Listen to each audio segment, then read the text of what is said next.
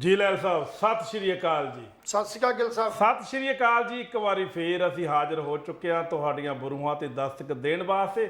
ਦੋਸਤੋ, ਜ਼ਿੰਦਗੀ ਦੇ ਵਿੱਚ ਜਦੋਂ ਕੋਈ ਨਵੀਂ ਸਵੇਰ ਚੜ੍ਹਦੀ ਹੈ ਤਾਂ ਨਵੀਂ ਸਵੇਰ ਇੱਕ ਨਵਾਂ ਸਵੇਰਾ ਲੈ ਕੇ ਆਉਂਦੀ ਹੈ, ਨਵਾਂ ਚਾਨਣ ਲੈ ਕੇ ਆਉਂਦੀ ਹੈ। ਕਈਆਂ ਲਈ ਖੁਸ਼ੀਆਂ ਦੇ ਸੁਨੇਹੇ ਔਰ ਕਈਆਂ ਲਈ ਦੁੱਖ ਦਰਦ। ਕੋਈ ਜ਼ਰੂਰੀ ਨਹੀਂ ਕਿ ਹਰ ਰੋਜ਼ ਜਦੋਂ ਦਿਨ ਚੜ੍ਹਦਾ ਹੈ ਬੱਚਿਆਂ ਦੇ ਜਨਮ ਹੋਣ, ਜਿੱਥੇ ਬੱਚਿਆਂ ਦੇ ਜਨਮ ਹੁੰਦੇ ਨੇ ਉੱਥੇ ਕਿਸੇ ਨਾ ਕਿਸੇ ਘਰ ਦੇ ਵਿੱਚ ਮੌਤ ਵੀ ਹੁੰਦੀ ਆ, ਮਾਤਮ ਵੀ ਹੁੰਦਾ। ਇਹ ਗੱਲਾਂ ਰੋਜ਼ ਦੇ ਰੂਟੀਨ ਦੀਆਂ ਨੇ, ਕਿਉਂਕਿ ਪ੍ਰਮਾਤਮਾ ਜਿਹੜਾ ਹੈ ਉਹ ਸਰਬ ਸ਼ਕਤੀਮਾਨ ਹੈ ਔਰ ਪ੍ਰਮਾਤਮਾ ਆਪਣਾ ਹਿਸਾਬ ਕਿਤਾਬ ਬੜਾ ਬੈਲੈਂਸ ਜਿਹਾ ਕਰਕੇ ਰੱਖਦਾ ਹੈ ਵੀ ਕਈਆਂ ਦੇ ਜਨਮ ਹੁੰਦੇ ਨੇ, ਉਹਨਾਂ ਦੇ ਘਰਾਂ ਦੇ ਵਿੱਚ ਖੁਸ਼ੀਆਂ ਦੇ ਖੇੜੇ ਝੂਮਦੇ ਨੇ, ਔਰ ਕਈਆਂ ਦੇ ਬਿਮਾਰ ਹੁੰਦੇ ਨੇ ਜਾਂ ਛੋਟੀ ਉਮਰਾਂ ਦੇ ਵਿੱਚ ਹੀ ਸਵਰਗ ਸਿਧਾ ਜਾਂਦੇ ਨੇ, ਉਹਨਾਂ ਦੇ ਘਰਾਂ ਦੇ ਵਿੱਚ ਸੱਥਰ ਵਿਛ ਜਾਂਦੇ। ਸੋ ਜ਼ਿੰਦਗੀ ਦਾ ਸੁਮੇਲ ਇਸੇ ਨੂੰ ਜ਼ਿੰਦਗੀ ਕਹਿੰਦੇ ਨੇ। ਜਿਵੇਂ ਇੱਕ ਰੁੱਤ ਆਉਂਦੀ ਹੈ ਦੂਜੀ ਰੁੱਤ ਜਾਂਦੀ ਹੈ, ਕਦੇ ਸਾਵਨ ਕਦੇ ਪਤਝੜ। ਜਿਵੇਂ ਹੁਣ ਸਾਵਨ ਦਾ ਮਹੀਨਾ ਹੈ, ਤੀਆਂ ਤਰਿੰਜਣਾਂ ਦੇ ਦਿਨ ਚੱਲ ਰਹੇ ਨੇ। ਉੱਥੇ ਦੂਜੇ ਪਾਸੇ ਆਪਣਾ ਇਸ ਤੋਂ ਬਾਅਦ ਹੁਣ ਠੰਡ ਉਤਰੇ ਆਉਣੀ ਹੈ, ਸਿਆਲ ਆ ਜਾਣਾ, ਫਿਰ ਧੁੰਦਾਂ ਦੇ ਦਿਨ, ਫਿਰ ਐਕਸੀਡੈਂਟ, ਬੜਾ ਕੁਛ ਹੈ। ਗਰਮੀ ਸਰਦੀ ਦੁੱਖ ਸੁੱਖ ਇਹ ਜ਼ਿੰਦਗੀ 'ਚ ਚੱਲਦੇ ਰਹਿੰਦੇ ਨੇ। ਇੱਕ ਵਾਰੀ ਫੇਰ ਪ੍ਰੋਗਰਾਮ ਖੁੰਡ ਚਰਚਾ ਵਿੱਚ ਤੁਹਾਡਾ ਹਾਰਦਿਕ ਸਵਾਗਤ ਹੈ। ਮੈਂ ਕੁਲਵੰਤ ਸਿੰਘ ਗਿੱਲ, ਮੇਰੇ ਨਾਲ ਮੇਰੇ ਸੀਨੀਅਰ ਸਾਥੀ ਪੱਤਰਕਾਰ ਨਿਰੰਜਨ ਸਿੰਘ ਜੀ ਲਹਿਲ ਹਾਜ਼ਰ ਹੋ ਚੁੱਕੇ ਨੇ। ਸਾਡੇ ਦੋਹਾਂ ਵੱਲੋਂ ਪਿਆਰ ਭਰੇ ਸਤਿ ਸ਼੍ਰੀ ਅਕਾਲ। ਸਭ ਤੋਂ ਪਹਿਲਾਂ ਆਪਾਂ ਗੱਲ ਕਰਾਂਗੇ ਬਿਜਲੀ ਰੈਗੂਲੇਟਰੀ ਦੀ। ਸੋ ਦੋਸਤੋ, ਜਿਸ ਤਰ੍ਹਾਂ ਤੁਹਾਨੂੰ ਪਤਾ ਕਿ ਬਿੱਲ ਕੇਂਦਰ ਸਰਕਾਰ ਵੱਲੋਂ ਜਿਹੜਾ ਹੈਗਾ ਪ੍ਰਵਾਨਗੀ ਇਹਨੂੰ ਦੇ ਦਿੱਤੀ।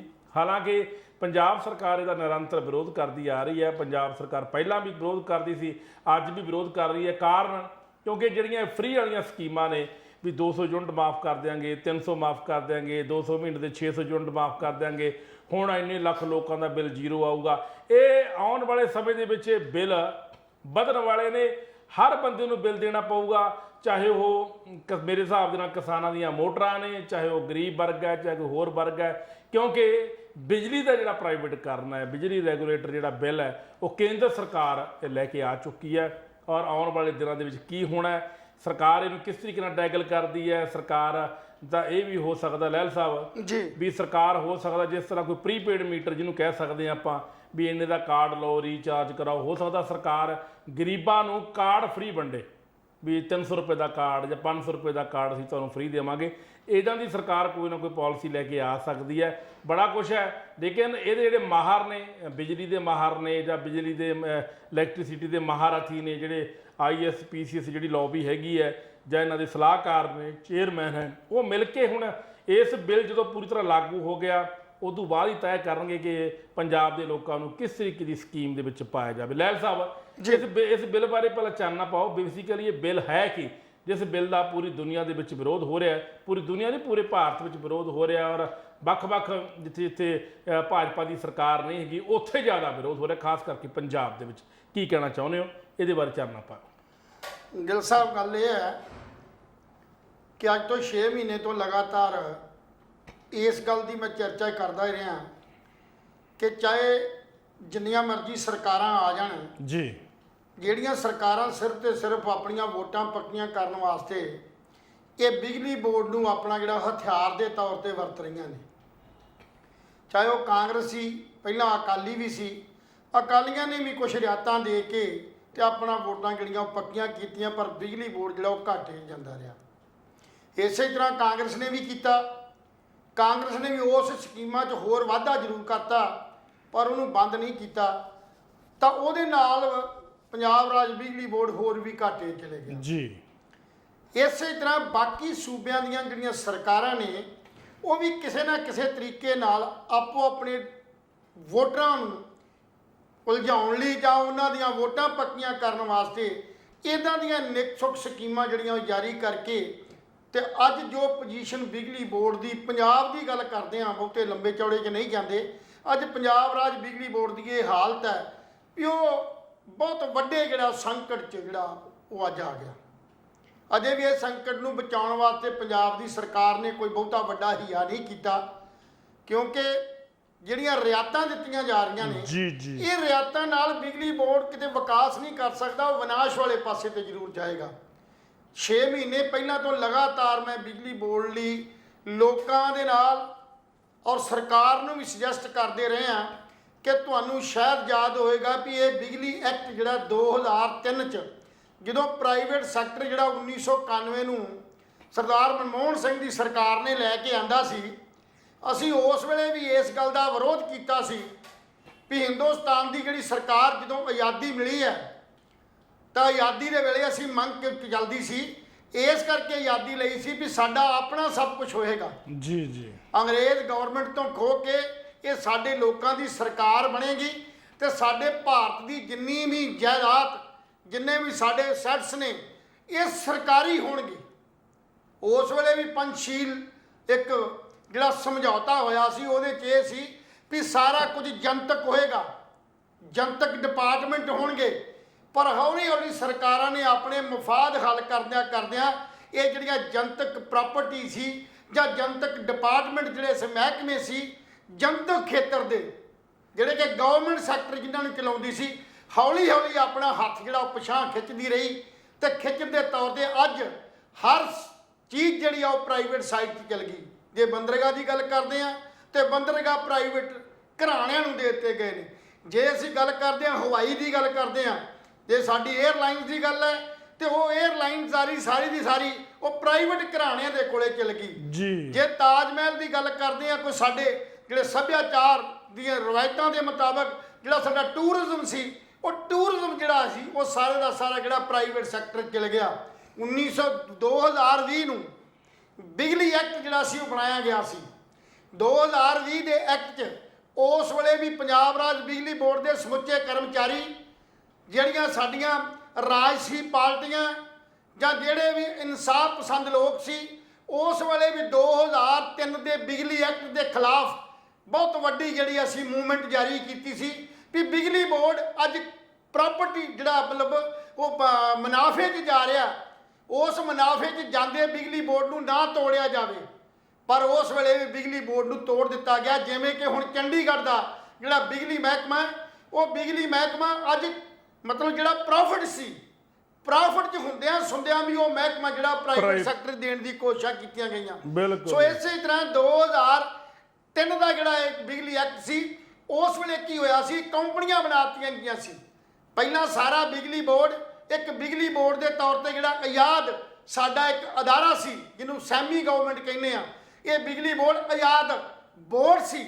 ਇਹ ਆਪਣੇ ਫੈਸਲੇ ਆਪ ਲੈ ਲੈਂਦਾ ਸੀ, ਪਰ ਆਪਣੇ ਫੈਸਲੇ ਜਿਹੜੇ ਆ ਪੰਜਾਬ ਸਰਕਾਰ ਦੇ ਫੈਸਲਿਆਂ ਨੂੰ ਨਜ਼ਰ 'ਚ ਰੱਖ ਕੇ, ਉਹਨੂੰ ਸਾਹਮਣੇ ਰੱਖ ਕੇ ਆਪਣੇ ਨਿੱਜੀ ਤੌਰ ਤੇ ਫੈਸਲੇ ਜਿਹੜੇ ਲਏ ਜਾ ਸਕਦੇ ਸੀ, ਚਾਹੇ ਉਹ ਵੰਡ ਸੀ, ਚਾਹੇ ਉਹ ਉਤਪਾਦਨ ਸੀ, ਚਾਹੇ ਉਹ ਟਰਾਂਸਮਿਸ਼ਨ ਸੀ।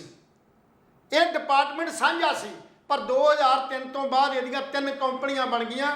ਇੱਕ ਕੰਪਨੀ ਜਿਹੜੀ ਸੀ ਉਤਪਾਦਨ ਦੀ ਰਹਿ ਗਈ, ਇੱਕ ਕੰਪਨੀ ਟਰਾਂਸਮਿਸ਼ਨ ਦੀ ਬਣਾਤੀ, ਔਰ ਇੱਕ ਜਿਹੜਾ ਅਦਾਰਾ ਸੀ ਡਿਸਟ੍ਰੀਬਿਊਸ਼ਨ ਵੰਡ ਪ੍ਰਣਾਲੀ, ਜਿਹੜਾ ਵੰਡ ਆਮ ਲੋਕਾਂ ਦੇ ਘਰਾਂ 'ਚ ਬਿੱਲ ਆਉਂਦੇ ਨੇ ਜਾਂ ਇੰਡਸਟਰੀ ਨੂੰ ਜਿਹੜਾ ਬਿੱਲ ਜਾਂਦਾ ਜਾਂ ਹੋਰ ਪਾਣੀ ਦੇ ਜਿਹੜੇ ਬਿੱਲ ਨੇ ਜਾਂ ਦੂਜੇ ਬਿੱਲ ਨੇ, ਇਹ ਬਿੱਲ ਜਿਹੜੇ ਸੀ ਉਹ ਡਿਸਟ੍ਰੀਬਿਊਸ਼ਨ, ਕਿਉਂਕਿ ਉਹਨਾਂ ਨੇ ਵੰਡ ਜਿਹੜੀ ਸੀ ਸਾਡੇ ਘਰਾਂ ਤੱਕ ਬਿਜਲੀ ਪਹੁੰਚਾਉਣੀ, ਉਹਦਾ ਜਿਹੜੀ ਸਾਂਭ ਸੰਭਾਲ ਕਰਨੀ, ਇਹ ਵੰਡ ਡਿਪਾਰਟਮੈਂਟ ਦੇ ਕੰਮ 'ਚ ਆਇਆ ਜੀ। ਜਦੋਂ 2 ਮਹਿਕਮੇ ਟਰਾਂਸਮਿਸ਼ਨ ਤੇ ਉਤਪਾਦਨ, ਇਹ 2 ਪ੍ਰਾਈਵੇਟ ਸੈਕਟਰ 'ਚ ਦੇ ਦਿੱਤੇ ਗਏ ਸੀ।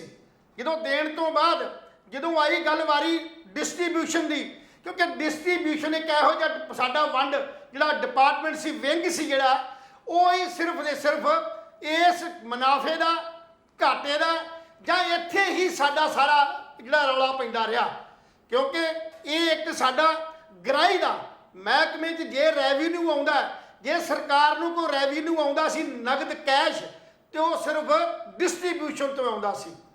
ਕਿਉਂਕਿ ਦੂਸਰੇ ਪਾਸੇ ਜਦੋਂ ਟੈਂਡਰ ਭਰੇ ਗਏ ਉਤਪਾਦਨ ਦੇ ਤੇ ਟਰਾਂਸਮਿਸ਼ਨ ਦੇ, ਉਹਦੇ 'ਚ ਸਰਕਾਰ ਨੂੰ ਟੈਂਡਰ ਕਰਨਾ ਪੈਂਦਾ ਸੀ ਕੰਪਨੀਆਂ ਨੂੰ, ਤੇ ਉਹ ਕੰਪਨੀਆਂ ਟੈਂਡਰ ਕਰਕੇ ਕਦੇ ਘਾਟੇ ਚਲ ਗਈਆਂ, ਕਿਤੇ ਵਾਧੇ ਚਲ ਗਈਆਂ, ਪਰ ਇੰਪਰੂਵਮੈਂਟ ਕੋਈ ਨਾ ਰਹੀ।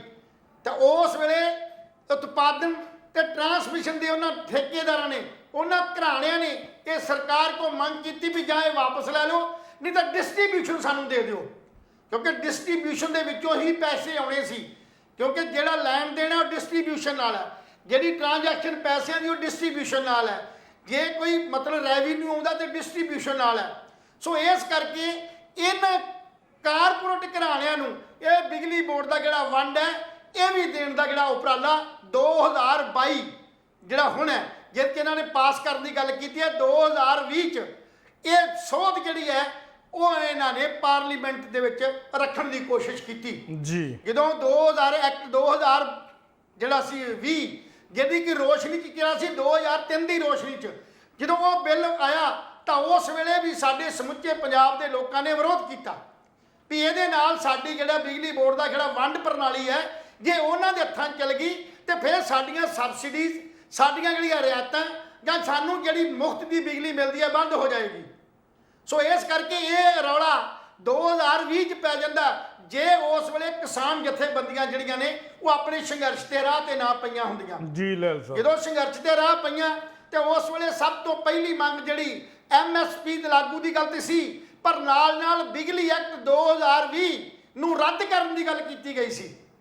ਇਸ ਕਰਕੇ ਰੱਦ ਕਰਨੀ ਕੀਤੀ ਸੀ ਕਿ ਜੇ ਡਿਸਟ੍ਰੀਬਿਊਸ਼ਨ ਵੀ ਇਹਨਾਂ ਘਰਾਣਿਆਂ ਕੋਲ ਚਲ ਗਿਆ ਤੇ ਸਾਰੀਆਂ ਸੁੱਖ ਸਹੂਲਤਾਂ ਖਤਮ ਹੋ ਜਾਣਗੀਆਂ। ਦੂਸਰਾ, ਉਹਦੇ ਨਾਲ ਸਾਡਾ ਸੰਘੀ ਢਾਂਚਾ ਜਿਹੜਾ ਉਹ ਖਤਮ ਹੁੰਦਾ ਨਜ਼ਰ ਆਏਗਾ। ਇਹ ਸਾਰਾ ਜਿਹੜਾ ਬਿਜਲੀ ਬੋਰਡ ਦਾ ਅਦਾਰਾ ਜੇ ਸਭ ਕੁਝ ਇਹ ਸਟੇਟਾਂ ਦੇ ਅੰਡਰ ਆਉਂਦਾ ਸੀ, ਰਾਜਾਂ ਦੇ ਸੂਬਿਆਂ ਦੇ ਅੰਡਰ ਆਉਂਦਾ ਸੀ ਤੇ ਸੂਬਿਆਂ ਦੇ ਅਧਿਕਾਰ ਨੂੰ ਘੱਟ ਕਰੇਗਾ, ਸੂਬਿਆਂ ਤੋਂ ਗੱਲ ਖੋਹ ਲਈ ਜਾਏਗੀ। ਜਿੱਥੇ ਆਮ ਆਦਮੀ ਪਾਰਟੀ ਜਾਂ ਅਕਾਲੀ ਦਲ ਜਾਂ ਕਾਂਗਰਸ ਜੇ ਵਿਰੋਧ ਕਰ ਰਹੀ ਹੈ ਤੇ ਉਹ ਕਿਤੇ ਲੋਕਾਂ ਦੇ ਸੁੱਖ ਸਹੂਲਤ ਦੀ ਨਹੀਂ ਗੱਲ ਕਰ ਰਹੀ, ਉਹ ਆਪਣੇ ਹੱਕਾਂ ਨੂੰ ਕੇਂਦਰ 'ਚ ਜਾਣ ਤੋਂ ਰੋਕਣ ਲਈ ਗੱਲ ਕਰ ਰਹੀ ਆ। ਕਿ ਉਹਨਾਂ ਨੂੰ ਇਹ ਆ ਵੀ ਸਾਡੇ ਕੋਲੋਂ ਇਹ ਡਿਪਾਰਟਮੈਂਟ ਖੁੱਸ ਜਾਏਗਾ। ਬਿਜਲੀ ਦਾ ਇੱਕ ਇਹੋ ਜਿਹਾ ਅਦਾਰਾ ਹੈ ਜਿਹਦੀਆਂ ਮੋਢੇ ਤੇ ਰੱਖ ਕੇ ਵੋਟਾਂ ਬਟੋਰੀਆਂ ਜਾਂਦੀਆਂ ਤੇ ਜਦੋਂ ਇਹ ਕੇਂਦਰ 'ਚ ਚਲੇ ਗਿਆ ਤੇ ਫਿਰ ਸਾਡੇ ਕੋਲੇ ਕੋਈ ਮੁੱਦਾ ਹੀ ਨਹੀਂ ਰਹੇਗਾ। ਮੁੱਦਾ ਨਹੀਂ ਕੋਣਾ ਵੀ ਅਸੀਂ ਫ੍ਰੀ ਬਿਜਲੀ ਦੇਵਾਂਗੇ। ਸੋ ਇਹ ਕਰਕੇ ਇਹ ਰਾਜਸੀ ਪਾਰਟੀਆਂ ਇਸ ਪਾਸੇ ਨੂੰ ਹੈ, ਇਹ ਇਸ ਕਰਕੇ ਨਹੀਂ ਆ ਵੀ ਇਹ ਜਿਹੜਾ ਬਿਜਲੀ ਬੋਰਡ ਹੈ ਇਹ ਕਿਸੇ ਘਰਾਣਿਆਂ ਕੋ ਜਾ ਰਿਹਾ, ਕਾਰਪੋਰੇਟ ਸੈਕਟਰ ਜਾ ਰਿਹਾ ਜਾਂ ਪ੍ਰਾਈਵੇਟ ਸੈਕਟਰ ਜਾ ਰਿਹਾ। ਕਿ ਜੇ ਇਹ ਗੱਲ ਹੁੰਦੀ ਤੇ ਬਾਕੀ ਮਹਿਕਮੇ ਜਿਹੜੇ ਅੱਜ ਆਊਟਸੋਰਸਿੰਗ ਤੋਂ ਕੰਮ ਕਰਵਾਏ ਜਾ ਰਹੇ ਨੇ ਜਾਂ ਬਿਜਲੀ ਬੋਰਡ ਦੇ ਅੰਦਰ ਵੀ ਆਊਟਸੋਰਸਿੰਗ ਲਾਗੂ ਕੀਤੀ ਗਈ ਹੈ ਜਾਂ ਬਾਕੀ ਹੋਰਨਾਂ ਥਾਵਾਂ ਦੇ ਉੱਤੇ ਵੀ, ਚਾਹੇ ਟੀਚਰਾਂ ਚਾਹੇ ਉਹ ਜਿਹੜੇ ਸਿਹਤ ਡਿਪਾਰਟਮੈਂਟ ਹੈ, ਚਾਹੇ ਉਹ ਟੈਲੀਫੋਨ BSNL ਹੈ ਜਾਂ ਜਿਹੜੇ ਵੀ ਪੰਜਾਬ ਦੇ ਡਿਪਾਰਟਮੈਂਟ ਜਿਨ੍ਹਾਂ ਦੇ ਅੰਦਰ ਹੈ, ਜੇ ਇਹਨਾਂ ਨੂੰ ਇਹ ਹੋਵੇ ਕਿ ਅਸੀਂ ਪ੍ਰਾਈਵੇਟ ਸਾਈਡ ਦੀ ਵਿਰੋਧ ਕਰਨਾ ਤੇ ਫਿਰ ਆਪਣੇ ਜਿਹੜੇ ਪੰਜਾਬ ਦੇ ਮਹਿਕਮੇ ਨੇ ਉਹਨਾਂ 'ਚ ਆਊਟਸੋਰਸਿੰਗ ਲਾਗੂ ਨਹੀਂ ਸੀ ਕਰਨੀ ਚਾਹੀਦੀ, ਪਰ ਉਹਦੇ 'ਚ ਵੀ ਕੀਤਾ। ਸੋ ਜਦੋਂ 2020 ਦੇ ਐਕਟ ਨੂੰ ਕਿਸਾਨ ਜਥੇਬੰਦੀਆਂ ਨੇ ਇਹ ਗੱਲ ਕਹਿ ਕੇ ਵਿਰੋਧ ਕੀਤਾ ਤਾਂ ਸੈਂਟਰ ਦੀ ਜਿਹੜੀ ਸਾਡੀ ਭਾਜਪਾ ਦੀ ਸਰਕਾਰ ਹੈ ਉਹਨੇ ਇੱਕ ਸਮਝੌਤਾ ਕੀਤਾ ਸੀ ਸਾਡੇ ਕਿਸਾਨ ਜਥੇਬੰਦੀਆਂ ਨੇ ਵੀ ਜਦੋਂ ਵੀ ਅਸੀਂ 2020 ਵਾਲਾ ਜਿਹੜਾ ਐਕਟ ਹੈ, ਬਿਜਲੀ ਐਕਟ ਹੈ, ਜਦੋਂ ਅਸੀਂ ਪਾਰਲੀਮੈਂਟ 'ਚ ਭੇਜਾਂਗੇ ਪਾਸ ਹੋਣ ਲਈ, ਉਸ ਤੋਂ ਪਹਿਲਾਂ ਤੁਹਾਡੇ ਨਾਲ ਸਲਾਹ ਮਸ਼ਵਰਾ ਕੀਤਾ ਜਾਏਗਾ। ਇਸ ਭਰੋਸੇ ਦੇ ਉੱਤੇ ਸਿਰਫ ਇਹ ਭਰੋਸਾ ਕੋਈ ਜ਼ਬਾਨੀ ਨਹੀਂ ਸੀ ਕੀਤਾ ਗਿਆ, ਇਹ ਲਿਖਤੀ ਸਮਝੌਤਾ ਕੀਤਾ ਗਿਆ ਸੀ ਵੀ ਤੁਹਾਡੀ ਰਜ਼ਾਮੰਦੀ ਤੋਂ ਬਿਨਾਂ, ਪੜਤਾਲ ਤੋਂ ਬਿਨਾਂ ਇਹ ਬਿੱਲ ਜਿਹੜਾ ਹੈ ਵਿਧਾਨ ਆਪਣੇ ਪਾਰਲੀਮੈਂਟ ਨਹੀਂ ਰੱਖਿਆ ਜਾਏਗਾ ਔਰ ਤੁਹਾਡੀ ਸਲਾਹ ਲਈ ਜਾਏਗੀ। ਪਰ ਜੋ ਕੱਲ ਹੋਇਆ ਮੰਨੀ ਫੇਰ ਨਹੀਂ ਹੋਇਆ, ਉਹ ਇਹ ਹੋਇਆ ਵੀ ਲੋਕਾਂ ਨਾਲ ਤੇ ਸਮੁੱਚੀ ਕਿਸਾਨ ਜਥੇਬੰਦੀਆਂ ਨਾਲ ਤੇ ਸਾਡੇ ਆਮ ਲੋਕਾਂ ਨਾਲ ਇਹ ਧੋਖਾ ਕੀਤਾ ਗਿਆ। ਸੈਂਟਰ ਗਵਰਨਮੈਂਟ ਵੱਲੋਂ ਧੱਕੇ ਨਾਲ ਜਿਹੜਾ ਬਿੱਲ ਹੈ ਉਹ 2022 ਹੁਣ ਉਹ ਪੇਸ਼ ਕਰ ਦਿੱਤਾ ਗਿਆ। ਸੋ ਇਹ ਕਰਕੇ ਜਿਹੜੀ ਗਰੰਟੀ ਦਿੱਤੀ ਗਈ ਸੀ ਉਹ ਗਰੰਟੀ ਖਤਮ ਹੋ ਗਈ। ਭਾਵੇਂ ਕਿ ਕੇਂਦਰ ਸਰਕਾਰ ਇਹ ਗੱਲ ਕਹਿੰਦੀ ਹੈ ਕਿ ਇਹਦੇ 'ਚ ਕਿਤੇ ਵੀ ਕਿਸਾਨਾਂ ਦੀ ਜਿਹੜੀ ਫ੍ਰੀ ਟਿਊਬਵੈੱਲਾਂ ਦੀ ਜਿਹੜੀ ਕਨੈਕਸ਼ਨਾਂ ਦੇ ਬਿਜਲੀ ਹੈ, ਟਿਊਬਵੈੱਲਾਂ ਦੀ ਜਿਹੜੀ ਬਿਜਲੀ ਹੈ ਉਹ 'ਤੇ ਕੋਈ ਅਸਰ ਨਹੀਂ ਪਏਗਾ, ਜਾਂ ਘਰੇਲੂ ਜਿਹੜੀਆਂ ਸਾਡੇ ਬਿਜਲੀ ਦੇ ਖਪਤਕਾਰ ਨੇ ਉਹਨਾਂ ਦੀ ਮੁਫਤ ਦੀਆਂ ਸਕੀਮਾਂ ਜਾਂ ਉਹਨਾਂ ਨੂੰ ਦਿੱਤੀ ਗਈ ਰਿਆਇਤ ਜਿਹੜੀ ਆ ਉੱਤੇ ਕੋਈ ਅਸਰ ਨਹੀਂ ਪਏਗਾ। ਪਰ ਇੱਕ ਸਵਾਲ ਆਪਾਂ ਤੁਹਾਡੇ ਕਚਹਿਰੀ 'ਚ ਰੱਖਦੇ ਹਾਂ ਵੀ ਜਦੋਂ ਤੁਸੀਂ ਕੋਈ ਚੀਜ਼ ਪ੍ਰਾਈਵੇਟ ਸਾਈਟ ਤੇ ਦੇ ਹੀ ਦਿੱਤੀ ਤੇ ਉਹ ਪ੍ਰਾਈਵੇਟ ਸੈਕਟਰ ਵਾਲੇ ਹੀ ਇਹਦੀ ਨਿਰਧਾਰਤ ਕਰਨਗੇ। ਪਹਿਲਾਂ ਸਾਡੇ ਕੇਂਦਰੀ ਜਿਹੜੇ ਰੈਗੂਲੇਟਰੀ ਕਮਿਸ਼ਨ ਸੂਬਿਆਂ ਦੇ ਆਪੋ ਆਪਣੇ ਸੀ, ਜਦੋਂ ਵੀ ਕੋਈ ਟੈਰਿਫ, ਜਦੋਂ ਵੀ ਕੋਈ ਬਿਜਲੀ ਦਾ ਜਿਹੜਾ ਯੂਨਿਟ ਰੇਟ ਹੈ ਉਹ ਸਾਡਾ ਰੈਗੂਲੇਟਰੀ ਕਮਿਸ਼ਨ ਜਿਹੜਾ ਉਹ ਤੈਅ ਕਰਦਾ, ਤਾਂ ਉਸ ਵੇਲੇ ਰੈਗੂਲੇਟਰੀ ਕਮਿਸ਼ਨ ਦੀ ਕੀ ਪਾਵਰ ਰਹਿ ਜਾਏਗੀ। ਇਹ ਵੱਖਰੀ ਗੱਲ ਹੈ ਕਿ ਕੇਂਦਰ ਸਰਕਾਰ ਆਪਣੇ ਇਸ ਐਕਟ ਦੇ ਹੱਕ ਦੇ ਵਿੱਚ ਜਾਂ ਆਪਣੀ ਕਈ ਗੱਲ ਨੂੰ ਜਚਾਉਣ ਲਈ ਇਹ ਗੱਲ ਕਹਿੰਦੇ ਆ ਵੀ ਜਿਹੜਾ ਰੈਗੂਲੇਟਰੀ ਕਮਿਸ਼ਨ ਨੇ ਉਹ ਇਹ ਜਿੱਤੇ 'ਚ ਕੰਮ ਕਰਦੇ ਰਹਿਣਗੇ ਔਰ ਉਹਨਾਂ ਦੀ ਸਲਾਹ ਦੇ ਅਨੁਸਾਰ ਹੀ ਟੈਰਿਫ ਜਿਹੜਾ ਬਣਾਇਆ ਜਾਏਗਾ। ਕੀ ਲੋੜ ਹੈ, ਕਿਵੇਂ ਹੋਏਗਾ? ਤੁਸੀਂ ਪ੍ਰਾਈਵੇਟ ਸੈਕਟਰ 'ਚ ਦੇਖ ਰਹੇ ਹੋ ਜਿੱਥੇ ਆਊਟਸੋਰਸਿੰਗ ਹੈ, ਜਿੱਥੇ ਪ੍ਰਾਈਵੇਟ ਸਾਈਡ ਦੇ ਲੋਕਾਂ ਨੇ ਠੇਕੇ ਲਏ ਨੇ, ਟੈਂਡਰ ਭਰੇ ਨੇ, ਉੱਥੇ ਗਵਰਨਮੈਂਟ ਦੀ ਇਨਵੋਲਵਮੈਂਟ ਕਿੰਨੀ ਕੁ ਹੈ? ਕੀ ਗਵਰਨਮੈਂਟ ਇਨਵੋਲਵ ਹੋਣ ਦੇ ਨਾਲ ਜਿੱਥੇ ਅੱਜ ਮੀਟਰ ਰੀਡਰ ਦੀ ਇਹ ਗੱਲ ਕਰਦੇ ਹਾਂ, ਛੋਟੀ ਜਿਹੀ ਗੱਲ ਬਿਜਲੀ ਬੋਰਡ ਦੀ ਕਰਦੇ ਹਾਂ ਵੀ ਇੱਕ ਟੈਂਡਰ ਜਿਹੜਾ ਭਰਿਆ ਗਿਆ, ਇੱਕ ਰੀਡਿੰਗ ਜਿਹੜੀ ਆ ਮੀਟਰ ਦੀ ਰੀਡਿੰਗ ਹੈ, ਉਸ ਰੀਡਿੰਗ ਨੂੰ 11 ਰੁਪਏ ਕੁਝ ਪੈਸੇ ਦੇ ਹਿਸਾਬ ਨਾਲ ਆਪਾਂ ਠੇਕੇਦਾਰ ਨੂੰ ਟੈਂਡਰ ਜਿਹਨੇ ਕੀਤਾ ਹੈ, ਇੱਕ ਜਿਹੜੀ ਕੰਪਨੀ ਹੈ, ਜਿਹੜੀ ਵੱਡੀ ਘਰਾਣਿਆਂ ਦੀ ਕੰਪਨੀ ਹੈ, ਉਹਨੂੰ ਅਸੀਂ 11 ਰੁਪਏ ਸਮਥਿੰਗ ਕੁਝ ਪੈਸੇ ਦੇ ਰਹੇ ਹਾਂ। ਪਰ ਉਹੀ ਕੰਪਨੀ ਸਾਡੇ ਬਿਜਲੀ ਬੋਰਡ ਦੇ ਮੀਟਰ ਰੀਡਰ ਨੂੰ ਜਿਹੜਾ ਸਾਈਡ ਤੇ ਜਾ ਕੇ ਮੀਟਰ ਰੀਡਿੰਗ ਲੈਂਦਾ, ਉਹਨੂੰ ਇੱਕ ਰੀਡਿੰਗ ਦੇ 2.25 ਰੁਪਏ ਦਿੱਤੇ ਜਾਂਦੇ ਨੇ।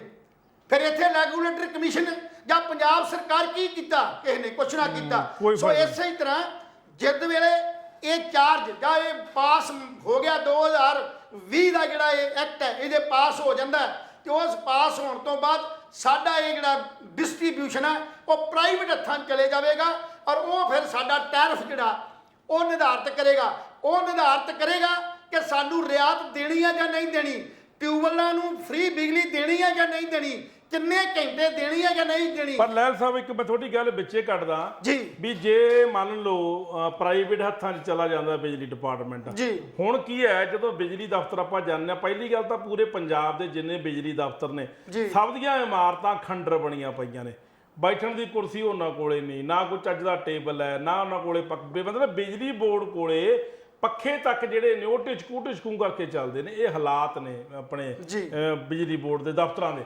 ਆਪਾਂ ਜੇ ਖਰੜ ਦੀ ਗੱਲ ਕਰੀਏ ਜਾਂ ਮੋਹਾਲੀ ਦੀ ਗੱਲ ਕਰੀਏ, ਇੰਨੇ ਬੁਰੇ ਹਾਲਾਤਾਂ ਵਿੱਚ ਬਿਜਲੀ ਬੋਰਡ ਦਾ ਦਫ਼ਤਰ ਹੈ ਵੀ ਛੱਤਾਂ ਵੀ ਚੋਂਦੀਆਂ ਨੇ, ਕਿਸੇ ਨੇ ਕੋਈ ਪ੍ਰਵਾਹ ਨਹੀਂ ਕੀਤੀ। ਇੱਕ ਗੱਲ ਤੁਸੀਂ ਜਦੋਂ ਬਿੱਲ ਭਰਨ ਜਾਂਦੇ ਆ ਇੰਨੀ ਖੱਜਲ ਖੁਆਰੀ ਕਰਦੇ ਨੇ, ਕਿਸੇ ਨੂੰ ਐਵੇਂ ਗਲਤ ਬਿੱਲ ਪਾ ਕੇ ਭੇਜਤਾ, ਜਿਹਦਾ ਵਿਚਾਰੇ ਦਾ ਬਿੱਲ ਹੀ 1000 ਰੁਪਏ ਆਉਣਾ ਉਹਨੂੰ 34,000 ਪਾ ਕੇ ਭੇਜਤਾ। ਗੱਲ ਸੁਣ ਲਓ ਮੇਰੀ ਪਹਿਲਾਂ, ਫਿਰ ਉਹ ਧੱਕੇ ਖਾਂਦਾ ਲੈਣਾ ਚਲਾ ਕੇ, ਕਦੇ ਕਲਰਕ ਕੋਲ ਜਾਂਦਾ, ਕਦੇ ਕਿਸੇ ਦੀਆਂ ਮਿੰਨਤਾਂ ਕਰਦਾ, ਕਦੇ ਜੇਈ ਦੇ ਸਾਈਨ ਕਰਾਉਂਦਾ, ਕਦੇ ਐਸਡੀਓ ਦੇ ਸਾਈਨ ਕਰਾਉਂਦਾ। ਗਲਤੀ ਡਿਪਾਰਟਮੈਂਟ ਦੇ ਕਲੈਰੀਕਲ ਮਿਸਟੇਕ ਦੀ ਔਰ ਸਜ਼ਾ ਭੁਗਤਦਾ ਬੰਦਾ ਕਸਟਮਰ ਗਾਹਕ ਭੁਗਤਦਾ। ਮੈਂ ਇੱਕ ਗੱਲ ਕਰਨਾ, ਮੈਂ ਅੱਜ ਤੋਂ 15 ਕੁ ਦਿਨ ਪਹਿਲਾਂ ਜਦੋਂ ਮੈਨੂੰ ਹਰਾਸਮੈਂਟ ਹੋਈ ਤਾਂ ਮੈਂ ਉਦੋਂ ਗੱਲ ਕਹੀ, ਮੈਂ ਕਿਹਾ ਯਾਰ ਇਹ ਪ੍ਰਾਈਵੇਟ ਹੋਣਾ ਚਾਹੀਦਾ। ਜਿਸ ਤਰ੍ਹਾਂ ਹੁਣ ਦੇਖੋ ਪ੍ਰਾਈਵੇਟ ਬੈਂਕ ਨੇ, ਨੇਚਰਲੀ ਗੱਲ ਹੈ ਵੀ ਜਦੋਂ ਦੇ ਪ੍ਰਾਈਵੇਟ ਬੈਂਕ ਆਏ ਨੇ ਸਰਕਾਰੀ ਬੈਂਕਾਂ ਵਾਲੇ ਸੁਧਰ ਗਏ, ਕਿਉਂਕਿ ਪ੍ਰਾਈਵੇਟ ਬੈਂਕਾਂ ਦੇ ਵਿੱਚ ਜਦੋਂ ਬੰਦਾ ਅੰਦਰ ਜਾਂਦਾ ਖਾਤਾ ਖੁਲਾਉਣ ਵਾਸਤੇ ਜਾਂ ਪੈਸੇ ਕਢਾਉਣ ਜਾਂਦਾ, ਉਹਨੂੰ ਬਕਾਇਦਾ ਬੈਠਣ ਨੂੰ ਕਹਿੰਦੇ ਨੇ, ਉਹਨੂੰ ਬਕਾਇਦਾ ਪਾਣੀ ਪਿਆਉਣ ਨੂੰ ਕਹਿੰਦੇ ਨੇ, ਭੱਜ ਕੇ 2 ਬੰਦੇ ਰੱਖੇ ਹੁੰਦੇ ਨੇ, ਮੁੰਡਾ ਕੁੜੀ ਉਹਦੀ ਹੈਲਪ ਕਰਦੇ ਨੇ, ਉਹਦੇ ਫਾਰਮ ਵੀ ਆਪ ਭਰਾਉਂਦੇ ਨੇ, ਉਹਨੂੰ ਪੈਸੇ ਵੀ ਬੈਠੇ ਨੂੰ ਦੇ ਦਿੰਦੇ ਨੇ। ਇਹ ਪ੍ਰਾਈਵੇਟ ਬੈਂਕਾਂ ਦੇ ਵਿੱਚ ਗੱਲ ਸਾਹਿਬ ਮੇਰੀ ਗੱਲ ਪੂਰੀ ਹੋਲਣ ਦਿਓ। ਮੰਨ ਲਓ ਬਿਜਲੀ ਡਿਪਾਰਟਮੈਂਟ ਅੱਜ ਹੁਣ ਆਨਲਾਈਨ ਬਿੱਲ ਭਰਦੇ ਆਪਾਂ, ਤੁਹਾਨੂੰ ਵੀ ਪਤਾ ਹੀ ਹੈ ਜੀ, ਆਨਲਾਈਨ ਕੰਪਲੇਂਟ ਹੁੰਦੀ ਹੈ। ਉਹ ਜਿਹੜੇ ਕੰਪਲੇਂਟ ਕਰਨ ਆਉਂਦੇ ਨੇ ਉਹਨੂੰ ਕੰਮ ਹੀ ਨਹੀਂ ਕਰਦੇ। ਉਹ ਪਹਿਲੀ ਗੱਲ ਤਾਂ ਇਹ ਉਹਨਾਂ ਦਾ ਬੁਰੀ ਹਾਲਤ ਹੈ, ਕੋਈ ਸਾਧਨ ਨਹੀਂ ਉਹਨਾਂ ਕੋਲ ਹੈਗੇ, ਨਾ ਪ੍ਰੋਪਰ ਤਨਖਾਹ ਮਿਲ ਰਹੀ ਹੈ ਉਹਨਾਂ ਨੂੰ। ਜੇ ਮੰਨ ਲਓ ਇਹ ਪ੍ਰਾਈਵੇਟ ਅਦਾਰਾ ਹੋ ਜਾਂਦਾ ਪੂਰੇ ਹਿੰਦੁਸਤਾਨ ਦੇ ਵਿੱਚ, ਪੰਜਾਬ ਦੇ ਵਿੱਚ ਆਪਾਂ ਪੰਜਾਬ ਸੂਬੇ ਦੀ ਗੱਲ ਕਰਦੇ ਹਾਂ, ਫਿਰ ਕੀ ਹੋਏਗਾ? ਵਧੀਆ ਇਹਨਾਂ ਦੇ ਲਗਜ਼ਰੀ ਏਅਰ ਕੰਡੀਸ਼ਨ ਦਫ਼ਤਰ ਹੋਣਗੇ। ਹਾਲਾਂਕਿ ਟੈਰਿਫ ਮਹਿੰਗਾ ਹੋ ਸਕਦਾ, ਇਹ 'ਚ ਕੋਈ ਸ਼ੱਕ ਵਾਲੀ ਗੱਲ ਨਹੀਂ। ਮੈਂ ਕਹਿੰਦਾ ਜੇ ਟੈਰਿਫ 20 ਪੈਸੇ 5 ਪੈਸੇ ਮਹਿੰਗਾ ਹੋ ਵੀ ਗਿਆ, ਅਗਰ ਵਧੀਆ ਤੁਹਾਨੂੰ ਸੁੱਖ ਸੁਵਿਧਾ ਮਿਲਣ, ਹਰ ਚੀਜ਼ ਤੁਹਾਡੀ ਆਨਲਾਈਨ ਹੋ ਜੇ, ਕੰਪਲੇਂਟ ਤੁਹਾਡੀ ਘਰ ਬੈਠਿਆਂ ਸੋਲਵ ਹੋ ਜੇ, ਔਰ ਜੇ ਤੁਸੀਂ ਜਾਣਦੇ ਹੋ ਕਿਤੇ ਬਿੱਲ ਭਰਨ ਜਾਂਦੇ ਹੋ ਤੁਹਾਨੂੰ ਲਾਈਨ 'ਚ ਲੱਗਣ ਦੀ ਲੋੜ ਨਾ ਪਵੇ, ਤੁਸੀਂ ਬਹੁਤ ਵਧੀਆ ਤੁਹਾਡੇ ਨਾਲ ਵਿਵਹਾਰ ਹੋਵੇ, ਕੀ ਇਹ ਚੰਗੀ ਗੱਲ ਨਹੀਂ ਹੈ ਕਿ ਆਪਾਂ ਉਹੀ ਅੰਗਰੇਜ਼ਾਂ ਵੇਲੇ ਦੇ ਆਪਾਂ ਲਾਈਨ 'ਚ ਧੱਕਾ ਮੁੱਕੀ ਹੋ ਕੇ ਬਿੱਲ ਭਰਨੇ? ਤੁਹਾਡੀ ਸੋਚ ਗਲਤ ਹੈ। ਨਹੀਂ ਫਿਰ ਦੂਜੀ ਗੱਲ, ਇਸ ਕਰਕੇ ਭਾਰਤ ਆਜ਼ਾਦ ਕਰਾਇਆ ਸੀ ਕਿ ਅਸੀਂ ਸਾਰਾ ਕੁਝ ਉਹਨਾਂ ਘਰਾਣਿਆਂ ਨੂੰ ਦੇ ਦਈਏ। ਜਦੋਂ ਬਿੱਲ ਆਉਂਦਾ ਹੈ ਘੱਟੋ ਘੱਟ, ਇੱਕ ਮਿੰਟ ਮੇਰੀ ਗੱਲ ਸੁਣ ਲਓ, 2 ਫੁੱਟ ਦਾ ਲੰਬਾ ਬਿੱਲ ਆਉਂਦਾ, ਉਹ ਕਾਗਜ਼ ਦੀ ਸਟੇਸ਼ਨਰੀ ਦੀ ਕਿੰਨੀ ਇਨਸਲਟ ਹੈ। ਬਿੱਲ ਤੇ ਇਦਾਂ ਹੀ ਆਏਗਾ। ਬਿੱਲ ਨਹੀਂ ਲੈਲ ਸਾਹਿਬ ਕਿਉਂ ਆਏਗਾ? ਦੁਕਾਨ ਤੇ ਜਾਂਦੇ ਚਾਰ ਲਾਈਨਾਂ ਇੰਨੀ, ਇੱਕ ਮਿੰਟ ਲੈਲ ਸਾਹਿਬ, ਇੰਨਾ ਬਿੱਲ ਫੂਕਿਆ, ਇੰਨੀ ਯੂਨਿਟਾਂ ਫੂਕੀਆਂ, ਇੰਨਾ ਸਰਚਾਰਜ ਹੈ, ਲੇਟ ਭਰੋਗੇ ਆ ਜੁਰਮਾਨਾ, 4 ਚੀਜ਼ਾਂ ਲਿਖੀਆਂ। ਇਹ ਗੱਲ ਬਿਲਕੁਲ ਸਹੀ ਹੈ, ਇਦਾਂ ਹੀ ਹੋਏਗਾ। ਬਿੱਲ ਦੀ ਜਦੋਂ ਤੱਕ ਉਹਦੀ ਡਿਟੇਲਸ ਨਹੀਂ ਆਏਗੀ, ਤੁਸੀਂ ਜੇ ਪ੍ਰਾਈਵੇਟ ਸੈਕਟਰ ਦੀ ਗੱਲ ਕਰਦੇ ਹੋ ਨਾ, ਤੇ ਪ੍ਰਾਈਵੇਟ ਸੈਕਟਰ ਜਿਹੜਾ ਕਰੋਨਾ ਦਾ ਮਤਲਬ ਇਹ ਅਸਾਰਿਆ ਬਿਜਲੀ ਬੋਰਡ, ਜਿਨ੍ਹਾਂ ਲੋਕਾਂ ਨੇ ਆਪਣੀਆਂ ਇਹ ਮਤਲਬ ਜਿਹੜੀਆਂ ਤਕਲੀਫਾਂ ਝੱਲ ਕੇ ਬਿਜਲੀ ਬੋਰਡ ਨੂੰ ਲੋਕਾਂ ਦੇ ਘਰਾਂ ਤੱਕ ਪਹੁੰਚਾਇਆ, ਪਹਾੜਾਂ ਦੀਆਂ ਟੀਸੀਆਂ ਦੇ ਚੜ ਕੇ ਲਾਈਨਾਂ ਵਿਛਾਈਆਂ ਨੇ, ਉਹ ਕਾਹਦੇ ਲਈ ਵਿਛਾਈਆਂ ਸੀ? ਇਸ ਕਰਕੇ ਵਿਛਾਈਆਂ ਸੀ ਵੀ ਅਸੀਂ ਸਾਰਾ ਕੀਤਾ ਕਰਾਇਆ ਕਿਸੇ ਹੋਰ ਨੂੰ ਦੇ ਦਈਏ, ਆਪਣਾ ਬਣਿਆ ਘਰ ਕਿਸੇ ਨੂੰ ਵੇਚ ਦਈਏ। ਅੱਜ ਪ੍ਰਾਈਵੇਟ ਸੈਕਟਰ ਦੇ ਬੈਂਕਾਂ ਦੀ ਗੱਲ ਕਰਦੇ ਹੋ ਤਾਂ ਬੈਂਕਾਂ ਦੇ ਅੰਦਰ ਜਿਹੜੇ ਚਾਰਜ ਲਏ ਜਾਂਦੇ ਨੇ, ਔਰ ਉੱਥੇ ਵੀ ਉਸੇ ਤਰ੍ਹਾਂ ਲੈਣਾ 'ਚ ਖੜਨਾ ਪੈਂਦਾ, ਉੱਥੇ ਵੀ ਕਿਸੇ ਕਿਸਮ ਦੀ ਕੋਈ ਰਿਆਇਤ ਨਹੀਂ। ਪਰ ਸਾਡੇ ਨੌਕਰੀਆਂ ਦੇ ਉੱਤੇ ਇਹੋ ਜਿਹੀ ਕੱਟ ਵੱਜੀ ਵੀ ਅੱਜ ਲੋਕ ਜਿਹੜੇ ਨੇ ਉਹ ਵਿਦੇਸ਼ਾਂ ਨੂੰ ਜਾਣ ਤੋਂ ਤੁਰ ਪਏ। ਜੇ ਸਾਡਾ ਆਪਣਾ ਘਰ ਪ੍ਰਾਈਵੇਟ ਸੈਕਟਰ ਨਾ ਹੁੰਦਾ, ਜੇ ਇੱਥੇ ਸਾਰਾ ਦੇ ਕੋਈ ਸਰਕਾਰੀ ਹੁੰਦਾ ਤੇ ਸ਼ਾਇਦ ਇਦਾਂ ਦਾ ਕੋਈ ਨਾ ਹੁੰਦਾ। ਸਾਡਾ ਵਰਕ ਕਲਚਰ 'ਚ ਫਰਕ ਕਿੱਥੇ ਪਿਆ? ਸਾਡੇ ਸਿਸਟਮ 'ਚ ਫਰਕ ਪਿਆ। ਸਾਡੇ ਰਾਜਨੀਤਿਕ ਲੋਕਾਂ ਨੇ ਇਸ ਢੰਗ ਦਾ ਕਲਚਰ ਦਿੱਤਾ ਕਿ ਲੋਕ ਵਿਹਲੇ ਹੋ ਗਏ, ਲੋਕਾਂ ਨੇ ਕੰਮ ਕਰਨਾ ਛੱਡਿਆ। ਤੁਸੀਂ ਮੁਲਾਜ਼ਮਾਂ ਦੇ ਉੱਤੇ ਇੱਕ ਹਰ ਵਾਰ ਇਹ ਰੋਸ ਜ਼ਰੂਰ ਜਤਾਉਂਦੇ ਹੋ ਵੀ ਮੁਲਾਜ਼ਮ ਕੰਮ ਨਹੀਂ ਕਰਦੇ। ਮੁਲਾਜ਼ਮਾਂ ਨੂੰ ਕੰਮ ਕਰਨ ਦੀ ਵਿਵਸਥਾ ਵੀ ਚਾਹੀਦੀ ਹੈ। ਜੇ ਬਿਜਲੀ ਬੋਰਡ ਨੇ ਆਪਣੇ ਨਾ ਤਾਂ ਟਰੱਕ ਸੀ ਇਹਨਾਂ ਕੋਲ, ਨਾ ਗੱਡੀਆਂ, ਨਾ ਇਹਨਾਂ ਕੋਲ ਮਟੀਰੀਅਲ ਹੈ, ਕੁਛ ਨਹੀਂ, ਪਰ ਦੂਸਰੇ ਪਾਸੇ ਲੋਕੀ ਮੰਗ ਕਿਉਂ ਕਰਦੇ ਰਹੇ ਵੀ ਸਾਨੂੰ ਬਿਜਲੀ ਫ੍ਰੀ ਦਿੱਤੀ ਜਾਵੇ? ਸਰਕਾਰਾਂ ਆਪਣੀਆਂ ਵੋਟਾਂ ਪੱਕੀਆਂ ਕਰਨ ਵਾਸਤੇ ਬਿਜਲੀ ਬੋਰਡ ਦੇ ਢਾਂਚੇ ਨੂੰ ਬਰਬਾਦ ਕਰਨ ਲੱਗ ਗਈਆਂ। ਜਿਹੜਾ ਉੱਥੋਂ ਦਾ ਪੈਸਾ, ਜਦੋਂ ਤੁਸੀਂ ਬਿੱਲ ਦਿੱਤਾ ਹੀ ਨਹੀਂ, ਤੁਸੀਂ ਫ੍ਰੀ ਲੱਭਦੇ ਹੋ ਬਿਜਲੀ, ਤਾਂ ਫਿਰ ਤੁਹਾਨੂੰ ਟਰਾਂਸਪੋਰਟ ਕਿਵੇਂ ਮਿਲੇ? ਕਿਵੇਂ ਤੁਹਾਨੂੰ ਜਿਹੜੀ ਬਿਜਲੀ 24 ਘੰਟੇ ਮਿਲੇ? ਕਿਵੇਂ ਤੁਸੀਂ ਕੁਝ? ਪਰ ਇਹਦਾ ਇਹ ਹੱਲ ਨਹੀਂ ਵੀ ਅਸੀਂ ਇਹਨੂੰ ਪ੍ਰਾਈਵੇਟ ਸਾਈਟ ਤੇ ਦੇ ਦਈਏ, ਪ੍ਰਾਈਵੇਟ ਸੈਕਟਰ ਨੂੰ ਦੇ ਦਈਏ। ਪ੍ਰਾਈਵੇਟ ਸੈਕਟਰ ਦੀ ਜਿਹੜੀ ਲੁੱਟ ਹੈ ਉਹ ਸ਼ਾਇਦ ਤੁਹਾਨੂੰ ਨਹੀਂ ਪਤਾ। ਤੁਸੀਂ ਸਿਰਫ ਇੱਕ ਬੈਂਕ 'ਚ ਜਾਂ ਹੋਰ ਜਾ ਕੇ ਇੱਕ ਮਾੜੀ ਜਿਹੀ ਸੁਵਿਧਾ ਮਿਲ ਗਈ, ਉਹ ਸੁਵਿਧਾ ਵੀ ਜਿਹੜੀ ਹੈ ਉਹ ਵੀ ਕਿਸੇ ਮੁੱਲ ਨੂੰ ਦਿੱਤੀ ਗਈ ਆ, ਫ੍ਰੀ ਨੂੰ ਨਹੀਂ ਦਿੱਤੀ ਗਈ। ਜੀ ਅੱਜ ਉਹਨਾਂ ਦਾ ਰੇਟ ਆਫ ਇੰਟਰਸਟ ਘਟ ਗਿਆ। ਜੇ ਪਹਿਲਾਂ ਸਾਨੂੰ ਜਿਸ ਵੇਲੇ BSN ਬਰਬਾਦ ਕੀਤਾ, BSN ਨੂੰ ਪ੍ਰਾਈਵੇਟ ਸੈਕਟਰ 'ਚ ਇਹ ਨਵੀਆਂ ਕੰਪਨੀਆਂ ਆਈਆਂ। ਕੱਲ ਇੱਕ ਡਿਬੇਟਰ ਭਾਜਪਾ ਦਾ ਗੱਲ ਕਹਿਣ ਲੱਗਾ, ਉਹ ਇਹ ਗੱਲ ਕਹਿੰਦਾ ਕਿ ਜਦੋਂ ਨਵਾਂ ਇਹ ਜਿਹੜੇ ਟੈਲੀਫੋਨ ਡਿਪਾਰਟਮੈਂਟ ਹੈ, ਜਿਹੜੇ ਸਾਰ ਜਾਂ ਏਅਰਟੈਲ ਕਿ ਦੂਜੀਆਂ ਇਹ ਆਈਆਂ, ਲੋਕਾਂ ਨੂੰ ਸੁਵਿਧਾ ਮਿਲ ਗਈ। ਉਦੋਂ ਮਹਿੰਗੇ ਭਾਅ ਜਿਹੜੀ ਸੀ ਉਹ ਸਾਡੀ ਜਿਹੜੀ ਹੈ ਉਹ ਕਾਲਿੰਗ ਸੀ, ਪਰ ਦੂਜੇ ਪਾਸੇ ਸਵਾਲ ਇੱਕੋ ਸੀ ਵੀ ਸਾਡਾ ਜਿਹੜਾ BSNL ਸੀ ਉਹਦਾ ਕੀ ਬਣਿਆ? BSN ਦੇ ਕਰਮਚਾਰੀਆਂ ਦਾ ਕੀ ਬਣਿਆ? ਰੁਜ਼ਗਾਰ ਕਿੱਥੇ ਗੱਲ ਬਣੀ? ਸਵਾਲ ਇਹ ਸੀ ਵੀ ਸਾਡੀ ਜਿਹੜੀ ਸਰਕਾਰੀ, ਸਾਡੀਆਂ ਹੀ ਲਾਈਨਾਂ, ਸਾਡਾ ਹੀ ਸਭ ਕੁਝ, ਤੇ ਉਹਦੇ ਉੱਤੇ ਕਸਾਰਨਾ ਕੀ ਹੈ? ਆਪਾਂ ਠੇਕੇ ਦੇ ਦਿੱਤਾ। ਤੁਹਾਨੂੰ ਮੈਂ ਦੱਸਦਾ, ਮੇਰੀ ਗੱਲ ਜਿਹੜੀ ਪੂਰੀ ਹੋ ਲੈਣ ਦਿਓ। ਲਹਿਲ ਸਾਹਿਬ ਇੱਕ ਮਿੰਟ ਮੇਰੀ ਟੋਚ ਲਾ ਦਿਓ ਮੈਨੂੰ, ਵਿਅੰਗ ਤੰਜ ਕੱਸ ਰਿਹਾ ਮੈਂ। ਤੁਸੀਂ ਗੱਲ ਕਰ ਸੀ ਭਾਰਤ ਸੰਚਾਰ ਨਿਗਮ ਦੀ, BSNL ਦੀ, ਸਰਕਾਰੀ ਜਿਹੜੇ ਫੋਨ ਸੀ, ਜਿਹੜੇ ਪੁਰਾਣੇ ਬੰਦੇ ਕੈਨੇਡਾ ਅਮਰੀਕਾ ਜਾਂ ਵੱਖ-ਵੱਖ ਦੇਸ਼ਾਂ 'ਚ ਬੈਠੇ ਨੇ, ਉਹਨਾਂ ਨੂੰ ਪੁੱਛ ਕੇ ਵੇਖੋ, ਜਦੋਂ ਤੁਹਾਡਾ ਨਾ ਸਰਕਾਰੀ ਫੋਨ ਖਰਾਬ ਹੁੰਦਾ ਸੀ ਤਾਂ 15 ਦਿਨ ਗੇੜੇ ਮਾਰਨੇ ਪੈਂਦੇ ਸੀ। ਉਹ ਬੰਦਾ ਨਖਰੇ ਕਰਕੇ ਠੀਕ ਕਰਦਾ ਸੀ। ਨੁਕਸ ਸਰਕਾਰ 'ਚ ਤਾਂ ਤੁਸੀਂ ਕੱਢੀ ਕਿਤੇ ਹੋਰ ਜਾਂਦੇ ਹੋ। ਨਹੀਂ ਕਿ ਇਹਦਾ ਕੀ ਮਤਲਬ ਹੈ ਵੀ ਅਸੀਂ ਇਹ ਨਹੀਂ ਕੱਲਿਆ ਤੇ ਅਸੀਂ ਪ੍ਰਾਈਵੇਟ ਸਾਈਟ ਦੇ ਦਈਏ? ਅਸੀਂ ਸਾਰਾ ਕੁਝ ਜਿਹੜਾ ਉਸਾਰਿਆ ਸੀ ਉਹਨੂੰ ਕਿਸੇ ਦੇ ਹੱਥਾਂ 'ਚ ਦੇ ਦਈਏ। ਆਪਣਾ ਘਰ ਬਣ ਗਿਆ, ਆਪਣੇ ਘਰ ਬਣਨ ਤੋਂ ਬਾਅਦ ਅਸੀਂ ਕਿਰਾਏ ਤੇ ਚਲ ਜਾਈਏ। ਅਸੀਂ ਕਿਰਾਏ ਤੇ ਜਾ ਕੇ ਉਹਦੇ ਵੱਲ ਵੇਖੀਏ ਵੀ ਕਦੋਂ ਉਹ ਬਿਜਲੀ ਬੰਦ ਕਰ ਦੂਗਾ, ਕਦੋਂ ਕੀ ਕਰ ਦੂਗਾ। ਪ੍ਰਾਈਵੇਟ ਸੈਕਟਰ 'ਚ ਜਾ ਕੇ ਹਮੇਸ਼ਾ ਹੀ ਸਾਡੇ ਲੋਕਾਂ ਦੀ ਬਰਬਾਦੀ ਹੋਈ ਹੈ। ਸਾਡੀਆਂ ਨੌਕਰੀਆਂ ਘਟੀਆਂ ਨੇ, ਬੇਰੁਜ਼ਗਾਰੀ ਵਧੀ ਹੈ, ਜਿਹੜਾ ਸਾਡਾ ਰੇਟ ਆਫ ਜਿਹੜਾ ਸਾਡੀ ਲੇਬਰ ਹੈ ਉਹ ਘਟੀ ਹੈ। ਕਿੱਥੇ ਇੱਕ ਕਰਮਚਾਰੀ ਨੂੰ ਤਨਖਾਹ ਜਿਹੜੀ ਹੈ ਉਹ ਮਹਿੰਗਾਈ ਦੇ ਮੁਤਾਬਕ ਦਿੱਤੀ ਜਾਂਦੀ ਸੀ। ਅੱਜ ਕੀ ਹੈ? ਅੱਜ ਇੱਕ ਇੰਡਸਟਰੀ ਜਿਹੜੀ ਹੈ, ਚਾਹੇ ਉਹ IT ਖੇਤਰ ਹੈ ਚਾਹੇ ਕੋਈ ਖੇਤਰ ਹੈ, ਇੱਕ ਇੰਜੀਨੀਅਰ ਨੂੰ 9,000 ਤੇ 10,000 ਰੁਪਏ ਤਨਖਾਹ ਦਿੰਦੀ ਹੈ, ਪਰ ਉਹੀ ਸਰਕਾਰ ਵੱਧ ਦੇਣ ਨੂੰ ਤਿਆਰ ਹੈ। ਪਰ ਕਲਚਰ ਜਿਹੜਾ ਸਾਡਾ, ਇਹ ਸਾਨੂੰ ਰਾਜਨੀਤਿਕ ਸਾਡੇ ਸਿਸਟਮ ਨੇ ਸਮਝ ਦਿੱਤਾ। ਜੇ ਸਿਸਟਮ ਸਹੀ ਹੁੰਦਾ ਤੇ ਸ਼ਾਇਦ ਇਹ ਗੱਲ ਨਾ ਹੁੰਦੀ। ਜੇ ਗੱਲ ਕਰਦੇ ਹਾਂ ਬਿਜਲੀ ਬੋਰਡ ਦੇ ਇਸ ਐਕਟ ਦੀ, ਤੇ ਉਸ ਐਕਟ 'ਚ ਇਹ ਸਪਸ਼ਟ ਹੈ ਵੀ ਸਰਕਾਰਾਂ ਆਪਣੇ ਆਪ ਨੂੰ ਇਸ ਗੱਲ ਲਈ ਤੇ ਸਾਬਤ ਕਰਨ ਦੀ ਕੋਸ਼ਿਸ਼ ਕਰਦੀਆਂ ਨੇ ਕਿ ਪ੍ਰਾਈਵੇਟ ਸੈਕਟਰ ਜਿਹੜਾ ਦਿੱਤਾ ਜਾ ਰਿਹਾ ਉਹ 'ਚ ਸਰਕਾਰੀ ਕਿਤੇ ਵੀ ਤੁਹਾਡੇ ਜਿਹੜੇ ਹੱਕ ਨੇ, ਜਾਂ ਬਿਜਲੀ ਮਹਿੰਗੀ ਨਹੀਂ ਹੋਊਗੀ, ਜਾਂ ਤੁਹਾਡੀਆਂ ਰਿਆਇਤਾਂ ਖਤਮ ਹੋ ਜਾਣਗੀਆਂ, ਇਹੋ ਜੀ ਗੱਲ ਕੋਈ ਨਹੀਂ। ਇਹਦੇ 'ਚ ਕੀ ਕਹਿੰਦੀ ਹੈ ਸਰਕਾਰ? ਕੀ ਕਹਿੰਦੀ ਹੈ? ਉਹ ਕਹਿੰਦੀ ਜਦੋਂ ਅਸੀਂ ਪ੍ਰਾਈਵੇਟ ਹੋ ਗਿਆ, ਪ੍ਰਾਈਵੇਟ ਵਾਲਿਆਂ ਨੇ ਤੁਹਾਨੂੰ ਬਿੱਲ ਭੇਜਤਾ, ਤੇ ਜਿਹੜੀ ਜਿੱਦਾਂ ਤੁਸੀਂ ਗੱਲ ਕਹੀ ਕਾਰਡ ਦੀ, ਵੀ ਸਰਕਾਰਾਂ ਤੁਹਾਨੂੰ ਆਪਣੀ ਸਬਸਿਡੀ ਜਿਹੜੀਆਂ ਦੇ ਮੁਤਾਬਕ ਉਸ ਕੰਪਨੀ ਨੂੰ ਪੈਸੇ ਦੇਣਗੀਆਂ। ਕਦੋਂ ਪੈਸੇ ਦੇਣਗੀਆਂ? ਉਹਦੀ ਮਿਸਾਲ ਵੀ ਮੈਂ ਦੇ ਰਿਹਾ ਵੀ ਇਹ ਆਯੁਸ਼ਮਾਨ ਜਿਹੜੀ ਸਕੀਮ ਹੈ, ਉਹ ਸਕੀਮ ਚੱਲੀ। ਉਹ ਸਕੀਮ ਦੇ ਤਹਿਤ ਬੀਮਾ ਕੰਪਨੀਆਂ ਆਈਆਂ, ਪ੍ਰਾਈਵੇਟ ਬੀਮਾ ਕੰਪਨੀਆਂ ਜਦੋਂ ਆਈਆਂ ਤਾਂ ਸਰਕਾਰ ਨੇ ਇਲਾਜ ਕਰਤਾ ਪ੍ਰਾਈਵੇਟ ਸੈਕਟਰ ਨੇ, ਇਸ ਗੱਲ ਦੇ ਵੀ ਸਾਨੂੰ ਪੈਸੇ ਮਿਲਣੇ ਨੇ। ਸਰਕਾਰ ਪੱਲਾ ਝਾੜ ਗਈ, ਤੇ ਅੱਜ ਪ੍ਰਾਈਵੇਟ ਸੈਕਟਰ ਜਿਹੜਾ, ਜਦੋਂ ਉਹਨਾਂ ਨੂੰ ਪੈਸੇ ਹੀ ਨਹੀਂ ਮਿਲੇ ਸਰਕਾਰ ਵੱਲੋਂ, ਤਾਂ ਅੱਜ ਜਵਾਬ ਦੇ ਗਏ। ਹੁਣ ਗਵਰਨਮੈਂਟ ਹਸਪਤਾਲ ਕਿਵੇਂ ਜਵਾਬ ਦੇਊਗਾ? ਜੇ ਉਹ ਪ੍ਰਾਪਰਟੀ ਗਵਰਨਮੈਂਟ ਦੀ ਹੁੰਦੀ, ਜੇ ਸਰਕਾਰੀ ਹਸਪਤਾਲ ਹੁੰਦੇ, ਜੇ ਸਭ ਕੁਝ ਉੱਥੇ ਹੀ ਹੁੰਦਾ, ਤੇ ਸ਼ਾਇਦ ਲੋਕਾਂ ਨੂੰ ਇਹ ਸਮੱਸਿਆ ਨਾ ਪੈਦਾ ਹੁੰਦੀ। ਇਹੀ ਕਾਰਨ ਹੋਏਗਾ ਉਸ ਵੇਲੇ ਵੀ ਜੇ ਅਸੀਂ ਕਹਿੰਦੇ ਪ੍ਰਾਈਵੇਟ ਕਰ ਦਿਓ ਤੇ ਸਰਕਾਰਾਂ ਉਹਨਾਂ ਨੂੰ ਸਬਸਿਡੀਆਂ ਦੇਣ, ਕਿਸੇ ਸਰਕਾਰ ਨੇ ਸਬਸਿਡੀ ਨਹੀਂ ਦੇਣੀ। ਅੱਜ ਜਿਹੜਾ ਰੋਸ ਹੈ ਇਹ ਬਿਜਲੀ ਕਰਮਚਾਰੀਆਂ ਦਾ, ਕਿੱਥੇ ਅੱਜ ਬਿਜਲੀ ਬੋਰਡ ਦੇ ਕੋਲ ਕਦੇ 5 ਲੱਖ ਤੋਂ ਉੱਪਰ ਜਿਹੜੇ ਕਰਮਚਾਰੀ ਹੁੰਦੇ ਸੀ, ਤੇ ਜਿਹੜੀਆਂ ਤੁਸੀਂ ਲਾਈਨਾਂ ਵੇਖ ਰਹੇ ਹੋ ਨਾ, ਇਹ ਬਿਜਲੀ ਬੋਰਡ ਦੇ ਉਹਨਾਂ ਸੂਝਵਾਨ ਤੇ ਸਿਆਣੇ ਬਿਜਲੀ ਕਰਮਚਾਰੀਆਂ ਤੇ ਇੰਜੀਨੀਅਰਾਂ ਨੇ ਪੈਦਾ ਕੀਤੀਆਂ ਨੇ, ਇਹ ਬਣਾਈਆਂ ਨੇ। ਪਹਾੜਾਂ ਦੀਆਂ ਚੋਟੀਆਂ ਤੋੜ ਕੇ, ਦਰਿਆਵਾਂ ਦੇ ਬੰਨਾਂ ਨੂੰ ਖਤਮ ਕਰਕੇ ਇਹ ਲਾਈਨਾਂ ਵਿਛਾਈਆਂ ਗਈਆਂ। ਕੋਈ ਸ਼ੱਕ ਵਾਲੀ ਗੱਲ ਨਹੀਂ। ਲਾਈਨਾਂ ਵਿਛਾ ਕੇ ਉਹਨਾਂ ਪਿੰਡਾਂ ਤੇ ਥਾਵਾਂ ਤੇ ਬਿਜਲੀ ਪਹੁੰਚਾਈ ਗਈ ਹੈ ਜਿੱਥੇ ਕਦੇ ਲਾਟੂ ਜਗਦਾ ਨਹੀਂ ਸੀ ਹੁੰਦਾ, ਜਿੱਥੇ ਦੀਵੇ ਜਗਦੇ ਸੀ। ਤੇ ਅੱਜ ਉਹ ਕਰਮਚਾਰੀ 5 ਲੱਖ ਦੀ ਬਜਾਏ ਅੱਜ ਜਿਹੜਾ 55,000 ਕਰਮਚਾਰੀ ਜਿਹੜਾ ਪੰਜਾਬ 'ਚ ਕੰਮ ਕਰਦਾ, ਔਰ 4.5 ਲੱਖ ਕਰਮਚਾਰੀ ਜਿਹੜਾ ਉਹ ਕੱਢ ਦਿੱਤਾ ਗਿਆ। ਤੁਸੀਂ ਸਿਸਟਮ ਦੀ ਗੱਲ ਕਰਦੇ ਹੋ, ਨਾਰਮ ਆਫ ਲਾਈਨ ਜਿਹੜੀਆਂ ਲੈਂਥ ਆਫ ਲਾਈਨ ਦੇ ਮੁਤਾਬਕ ਪੋਸਟਾਂ ਕ੍ਰੀਏਟ ਹੁੰਦੀਆਂ ਸੀ, ਨੰਬਰ ਆਫ ਕਨੈਕਸ਼ਨ ਦੇ ਤੌਰ ਦੇ ਉੱਤੇ ਸਾਡੀਆਂ ਪੋਸਟਾਂ ਕ੍ਰੀਏਟ ਹੁੰਦੀਆਂ ਸੀ। ਪਰ ਅੱਜ ਜਿਹੜੀਆਂ ਪੋਸਟਾਂ ਕਿੱਥੇ ਗਈਆਂ?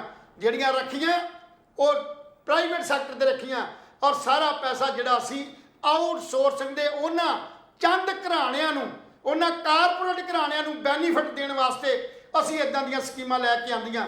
ਸੋ ਅਸੀਂ ਜਿੰਨੇ ਵੀ ਇਨਸਾਫ ਪਸੰਦ ਲੋਕ ਨੇ, ਜਾਂ ਜਿਹੜੇ ਬਿਜਲੀ ਕਰਮਚਾਰੀ ਨੇ, ਜਾਂ ਪੰਜਾਬ ਦੇ ਹੋਰ ਰਾਜਨੀਤਿਕ ਪਾਰਟੀਆਂ ਨੇ, ਅੱਜ ਸਾਰੀਆਂ 2020 ਦੇ ਬਿਜਲੀ ਐਕਟ ਦੇ ਖਿਲਾਫ ਜਿਹੜੀ ਮੂਵਮੈਂਟ ਸ਼ੁਰੂ ਕੀਤੀ ਆ। ਔਰ ਕਿਸਾਨਾਂ ਦੀਆਂ ਅਗਰ ਇਹ ਪਾਸ ਹੋ ਜਾਂਦਾ ਤੇ ਕਿਸਾਨਾਂ ਦੀ ਜਿਹੜੀ 8 ਘੰਟੇ ਜਿਹੜੀ ਬਿਜਲੀ ਵੀ ਮਿਲਦੀ ਆ ਉਹਨਾਂ ਨੂੰ, ਉਹ ਬਿਜਲੀ 24 ਘੰਟੇ ਦਾ ਲਾਰਾ ਲਾਤਾ। ਪਰ ਮੇਰੇ ਮੁਤਾਬਕ 8 ਘੰਟੇ ਬਿਜਲੀ ਵੀ ਨਹੀਂ ਮਿਲੇਗੀ, ਔਰ ਉਹਦਾ ਜਿਹੜਾ ਬਿੱਲ ਆ ਉਹ ਲਾਇਆ ਜਾਏਗਾ। ਜਿੱਥੋਂ ਤੱਕ ਮੀਟਰਾਂ ਦੀ ਗੱਲ ਆਈ ਆ, ਮੈਂ ਜਿਸ ਦਿਨ ਇਹ ਚਿੱਪ ਵਾਲੇ ਮੀਟਰਾਂ ਦਾ ਨੋਟੀਫਿਕੇਸ਼ਨ ਹੋਇਆ ਸੀ, ਅਸੀਂ ਉਸ ਵੇਲੇ ਵੀ ਗੱਲ ਕੀਤੀ ਸੀ ਕਿ ਇਹ ਮੀਟਰ ਇਸੇ ਕਰਕੇ ਲਾਏ ਜਾ ਰਹੇ ਨੇ ਤਾਂ ਕਿ ਪ੍ਰਾਈਵੇਟ ਘਰਾਣਿਆਂ ਨੂੰ ਇਹ ਸਾਬਤ ਕੀਤਾ ਜਾ ਸਕੇ ਕਿ ਅਸੀਂ ਸਾਰੇ ਪੰਜਾਬ ਦੇ ਅੰਦਰ ਉਹ ਚਿੱਪ ਵਾਲੇ ਮੀਟਰ ਲਾਤੇ ਨੇ ਤੇ ਹੁਣ ਕੋਈ ਚੋਰੀ ਦੀ ਸੁਵਿਧਾ ਹੀ ਨਹੀਂ ਰਹੀ, ਹੁਣ ਕਿਸੇ ਕਿਸਮ ਦਾ ਇਹੋ ਜਿਹੀ ਗੱਲ ਹੀ ਨਹੀਂ ਰਹੀ। ਸੋ ਇਹ ਸਾਬਤ ਕਰਨ ਵਾਸਤੇ ਇਹ ਪਿੰਡਾਂ ਦੇ ਅੰਦਰ ਮੋਟਰਾਂ ਦੇ ਉੱਪਰ ਜਿਹੜੇ ਚਿੱਪ ਵਾਲੇ ਮੀਟਰ ਲਾਉਣ ਦਾ ਜਿਹੜਾ ਉਹ ਫਰਮਾਨ ਜਿਹੜਾ ਸਰਕਾਰਾਂ ਨੇ ਜਾਰੀ ਕੀਤਾ। ਵੱਖਰੀ ਗੱਲ ਹੈ, ਕਿਸਾਨ ਜਥੇਬੰਦੀਆਂ ਆਪਣੇ ਵਿਰੋਧ ਸਦਕਾ ਅੱਜ ਪਿੰਡਾਂ ਤੇ ਮੋਟਰਾਂ ਤੇ ਜਿਹੜੇ ਮੀਟਰ ਹੈ ਉਹ ਲੱਗਣ ਦੀ ਮਨਾਹੀ ਕਰ ਰਹੀਆਂ ਨੇ, ਰੋਕ ਰਹੀਆਂ ਨੇ। ਪਰ ਅੱਜ ਸਰਕਾਰ ਨਾਲ ਉਹਨਾਂ ਦਾ ਸਿੱਧਾ ਵਾਸਤਾ ਹੈ ਤਾਂ ਰੋਕਣ ਦੀ ਗੱਲ ਕੀਤੀ ਜਾ ਸਕਦੀ ਹੈ। ਤੇ ਜਿਸ ਦਿਨ ਇਹ ਡਿਪਾਰਟਮੈਂਟ ਪ੍ਰਾਈਵੇਟ ਹੱਥਾਂ 'ਚ ਚਲੇ ਗਿਆ, ਨਿੱਜੀ ਹੱਥਾਂ 'ਚ ਚਲੇ ਗਿਆ, ਤਾਂ ਫਿਰ ਇਹ ਮੀਟਰ ਵੀ ਲੱਗਣਗੇ, ਬਿੱਲ ਵੀ ਲੱਗਣਗੇ, ਔਰ ਮੋਟਰਾਂ ਦੇ ਬਿੱਲ ਵੀ ਲੱਗਣਗੇ, ਰਿਆਇਤਾਂ ਖਤਮ ਹੋ ਜਾਣਗੀਆਂ। ਸੋ ਇਸ ਕਰਕੇ ਅਸੀਂ ਚਾਹੁੰਦੇ ਹਾਂ ਵੀ ਜਿੱਥੇ ਬਿਜਲੀ ਬੋਰਡ ਨੂੰ ਬਚਾਇਆ ਜਾਵੇ, ਉਹਦੇ ਨਾਲ ਨਾਲ ਸਾਡਾ ਜਿਹੜਾ ਸੰਘੀ ਢਾਂਚਾ ਬਰਬਾਦ ਹੋ ਰਿਹਾ, ਸੂਬਿਆਂ ਦੇ ਅਧਿਕਾਰ ਖਤਮ ਹੋ ਰਹੇ ਨੇ, ਇਸ ਸੂਬਿਆਂ ਦੇ ਅਧਿਕਾਰਾਂ ਦੇ ਉੱਤੇ ਜਿਹੜਾ ਕੇਂਦਰ ਹੈ ਉਹ ਕੇਂਦਰੀਕਰਨ ਕਰਨ ਜਾ ਰਿਹਾ। ਇਹਦੇ ਖਿਲਾਫ ਸਾਡੀ ਜਿਹੜੀ ਲੜਾਈ ਹੈ ਉਹ ਲਗਾਤਾਰ ਬਣਦੀ ਹੈ। ਅਗਰ ਇਹ ਲੜਾਈ ਨੂੰ ਅਸੀਂ ਇੱਥੇ ਹੀ ਵੱਖ-ਵੱਖ ਵਿਚਾਰਾਂ ਦੇ ਤੌਰ ਤੇ ਇਹ ਸੋਚੀਏ ਵੀ ਪ੍ਰਾਈਵੇਟ ਸੈਕਟਰ ਬਹੁਤ ਵਧੀਆ, ਪ੍ਰਾਈਵੇਟ ਸੈਕਟਰ ਬਹੁਤ ਵਧੀਆ, ਪ੍ਰਾਈਵੇਟ ਸੈਕਟਰ ਕਦੇ ਵਧੀਆ ਨਹੀਂ ਹੋਏਗਾ, ਨਾ ਹੋਇਆ ਨਾ ਹੋਣਾ। ਕਿਉਂਕਿ ਜਦੋਂ ਵੀ ਇਹ ਕੋਈ ਚੰਗਾ ਵਧੀਆ ਪ੍ਰਸ਼ਾਸਨ ਮਿਲਿਆ, ਉਹ ਸਾਡੀਆਂ ਸਰਕਾਰਾਂ, ਸਾਡਾ ਸਿਸਟਮ ਸਾਨੂੰ ਦੇ ਸਕਦਾ। ਕਿਉਂਕਿ ਅੱਜ ਜੇ ਦੇਖਣ ਦੀ ਗੱਲ ਆਈਏ, ਹਰ ਮਹਿਕਮਾ ਜਿਹੜਾ ਵੇਖਿਆ, ਕਿੰਨੀ ਪ੍ਰਾਪਰਟੀ ਭਾਰਤ ਸਰਕਾਰ ਕੋਲ ਸੀ 1947 'ਚ, ਅੱਜ ਜੇ ਉਹਦਾ ਮੁਲਾਂਕਣ ਕਰ ਲਈਏ ਤੇ ਸਾਰਾ ਦਾ ਸਾਰਾ ਜਿਹੜਾ ਉਹ ਵੇਚਿਆ ਜਾ ਚੁੱਕਾ।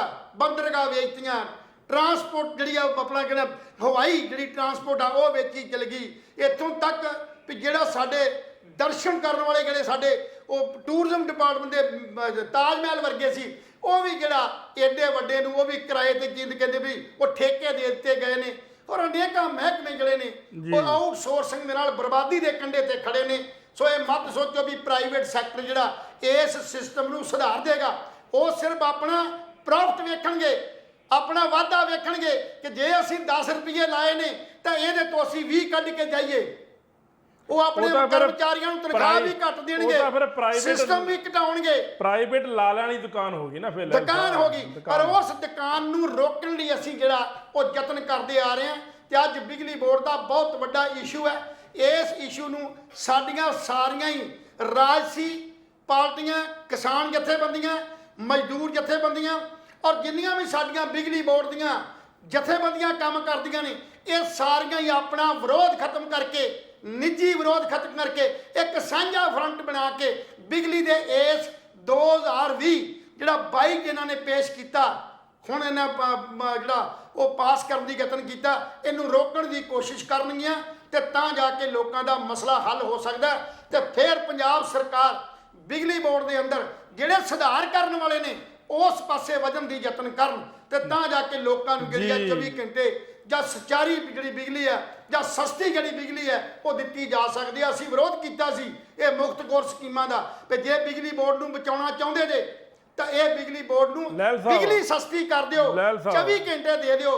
ਪਰ ਇਹਦੇ ਉੱਤੇ ਜਿਹੜੀਆਂ ਮੁਫਤ ਦੀਆਂ ਸਕੀਮਾਂ ਚਲਾ ਕੇ ਤੁਸੀਂ ਆਪਣੀਆਂ ਵੋਟਾਂ ਪੱਕੀਆਂ ਕਰ ਰਹੇ ਹੋ, ਇਹ ਗਲਤ ਹੈ। ਲੈਲ ਸਾਹਿਬ, ਮੈਂ ਖਤਮ ਕਰੂੰਗਾ ਪ੍ਰੋਗਰਾਮ ਨੂੰ ਕਿਉਂਕਿ ਸਮਾਂ ਕਾਫੀ ਹੋ ਗਿਆ। ਮੈਂ ਇਹਦੇ ਵਿੱਚ ਨਾ ਸਾਡੇ ਜਿਹੜੇ ਮੁਲਾਜ਼ਮ ਹੈ ਇਹਨਾਂ ਨੂੰ ਦੋਸ਼ੀ ਮੰਨਦਾ ਕਿਤੇ ਨਾ ਕਿਤੇ। ਕਾਰਨ ਕੀ ਹੈ, ਇਹਨਾਂ ਲੋਕਾਂ ਨੇ ਜਿਹੜੇ ਸਰਕਾਰੀ ਬਾਬੂ ਸੀ ਨਾ, ਇਹ ਲੋਕਾਂ ਨੂੰ ਹਰਾਸ ਕਰਦੇ ਸੀ, ਇਹ ਲੋਕਾਂ ਨੂੰ ਤੰਗ ਕਰਦੇ ਸੀ। ਜਦੋਂ ਇਹਨਾਂ ਦੀਆਂ ਸ਼ਿਕਾਇਤਾਂ, ਇਹਨਾਂ ਦੀਆਂ ਕੰਪਲੇਂਟਾਂ ਮੀਡੀਆ ਦੇ ਵਿੱਚ ਜਨਤਕ ਹੋਈਆਂ ਤਾਂ ਮੇਰੇ ਹਿਸਾਬ ਦੇ ਨਾਲ ਸਰਕਾਰਾਂ ਨੇ ਗੱਲ ਸੋਚੀ ਵੀ ਯਾਰ ਇਹ ਡਿਪਾਰਟਮੈਂਟ ਦੇ ਵਿੱਚ 2-2 ਲੱਖ ਰੁਪਏ ਦੀ ਤਨਖਾਹ ਦੇ ਉੱਤੇ ਬੰਦਾ ਰੱਖਦੇ ਆ, ਹੈ ਨਾ। ਇੱਕ ਅੱਜ ਕੋਈ ਮੁਲਾਜ਼ਮ ਹੈ ਉਹ ਲੱਖ ਰੁਪਈਆ ਤਨਖਾਹ ਲੈ ਰਿਹਾ, ਕੋਈ 1.5 ਲੱਖ ਤਨਖਾਹ ਲੈ ਰਿਹਾ, ਕੋਈ 2 ਲੱਖ ਤਨਖਾਹ ਲੈ ਰਿਹਾ, ਲੇਕਿਨ ਕੰਮ ਉਹ ਕਰਦਾ ਨਹੀਂ, ਕੰਮ ਉਹ ਹਰਾਸ ਕਰਦਾ, ਕੰਮ ਜਿਨ੍ਹਾਂ ਦੇ ਕੰਮ ਹੋਣੇ ਨੇ, ਠੀਕ ਹੈ, ਚਾਹੇ ਉਹ DC ਹੈ ਚਾਹੇ SDM ਹੈ। ਹੁਣ ਸਰਕਾਰ ਨੇ ਕੀ ਸੋਚਿਆ ਵੀ ਜਿਹੜਾ ਪ੍ਰਾਈਵੇਟ ਬੰਦਾ, ਪ੍ਰਾਈਵੇਟ ਸੈਕਟਰ ਦਾ ਬੰਦਾ, ਉਹਨੂੰ ਆਪਾਂ 30,000 ਦਿੰਦੇ ਆ, ਉਹ ਸਵੇਰੇ 9 ਵਜੇ ਸਹੀ ਕਾਰਡ ਪੰਚ ਕਰਦਾ, ਟਾਈ ਤੇ ਕੋਟ ਪੈਂਟ ਪਾ ਕੇ ਆਉਂਦਾ। ਜਿਹੜਾ ਬੰਦਾ 1.5 ਲੱਖ ਰੁਪਈਆ ਲੈਂਦਾ ਉਹ 10-11 ਵਜੇ ਆਉਂਦਾ, ਉਹਦਾ ਕੋਈ ਪਤਾ ਹੀ ਨਹੀਂ ਸੀਟ ਤੇ ਕਿੱਥੇ ਮਿਲਦਾ ਕਿੱਥੇ ਨਹੀਂ ਮਿਲਦਾ, ਫਿਰ ਉਹ ਕੰਮ ਨਹੀਂ ਕਰਦਾ। ਕਿਤੇ ਨਾ ਕਿਤੇ ਮੇਰੇ ਹਿਸਾਬ ਦੇ ਨਾਲ ਹਿੰਦੁਸਤਾਨ ਦੀ ਹਕੂਮਤ ਨੇ ਗੱਲ ਸੋਚੀ ਵੀ ਕਿਉਂ ਨਾ ਸਰਕਾਰੀ ਕੰਟਰੋਲ ਖਤਮ ਕਰ ਦਈਏ, ਸਰਕਾਰੀ ਬਾਬੂ ਚੱਕ ਦਈਏ।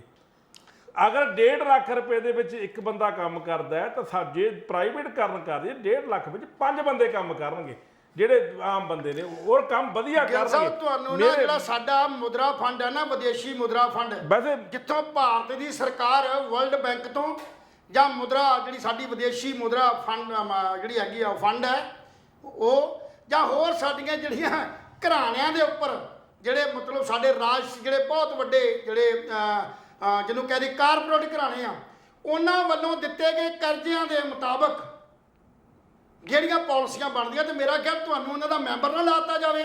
ਨਹੀਂ ਨਹੀਂ ਨਹੀਂ, ਕਿਉਂਕਿ ਤੁਹਾਨੂੰ ਇਹ ਸ਼ਾਇਦ ਨਹੀਂ ਪਤਾ ਹੈ ਵੀ ਪ੍ਰਾਈਵੇਟ ਸੈਕਟਰ ਜਿਹੜਾ ਹੈ ਇਹ ਸਰਕਾਰਾਂ ਨਹੀਂ ਕਰਦੀਆਂ, ਸਰਕਾਰਾਂ ਦੀ ਡਾਇਰੈਕਸ਼ਨ ਦਿੱਤੀਆਂ ਜਾਂਦੀਆਂ। ਡਾਇਰੈਕਸ਼ਨਾਂ ਕਿਉਂ ਕਿ ਭਾਰਤ ਨੂੰ ਚਲਾਉਣ ਲਈ ਜਾਂ ਪੰਜਾਬ ਦੇ ਸੂਬੇ ਨੂੰ ਚਲਾਉਣ ਵਾਸਤੇ ਜਦੋਂ ਤੁਸੀਂ ਕਰਜ਼ਾ ਮੰਗਦੇ ਹੋ ਨਾ, ਜਦੋਂ ਤੁਸੀਂ 2,000 ਜਾਂ 5,000 ਬੈਂਕ ਤੋਂ ਜਾਂਦੇ ਹੋ ਕਰਜ਼ਾ ਲੈਣ, ਤੇ ਤੁਹਾਥੋਂ 50 ਜਗ੍ਹਾ ਤੇ ਸਾਈਨ ਕਰਾਏ ਜਾਂਦੇ ਨੇ, 2 ਬੰਦਿਆਂ ਦੀ ਗਰੰਟੀ ਲਈ ਜਾਂਦੀ ਹੈ, ਸੋਨਾ ਰੱਖਿਆ ਜਾਂਦਾ ਤੁਹਾਡਾ, ਮਕਾਨ ਗਰੀਵੀ ਰੱਖਿਆ ਜਾਂਦਾ ਤੁਹਾਡਾ, ਤਾਂ ਤੁਹਾਨੂੰ 2 ਲੱਖ ਰੁਪਇਆ ਕਰਜ਼ਾ ਮਿਲਦਾ।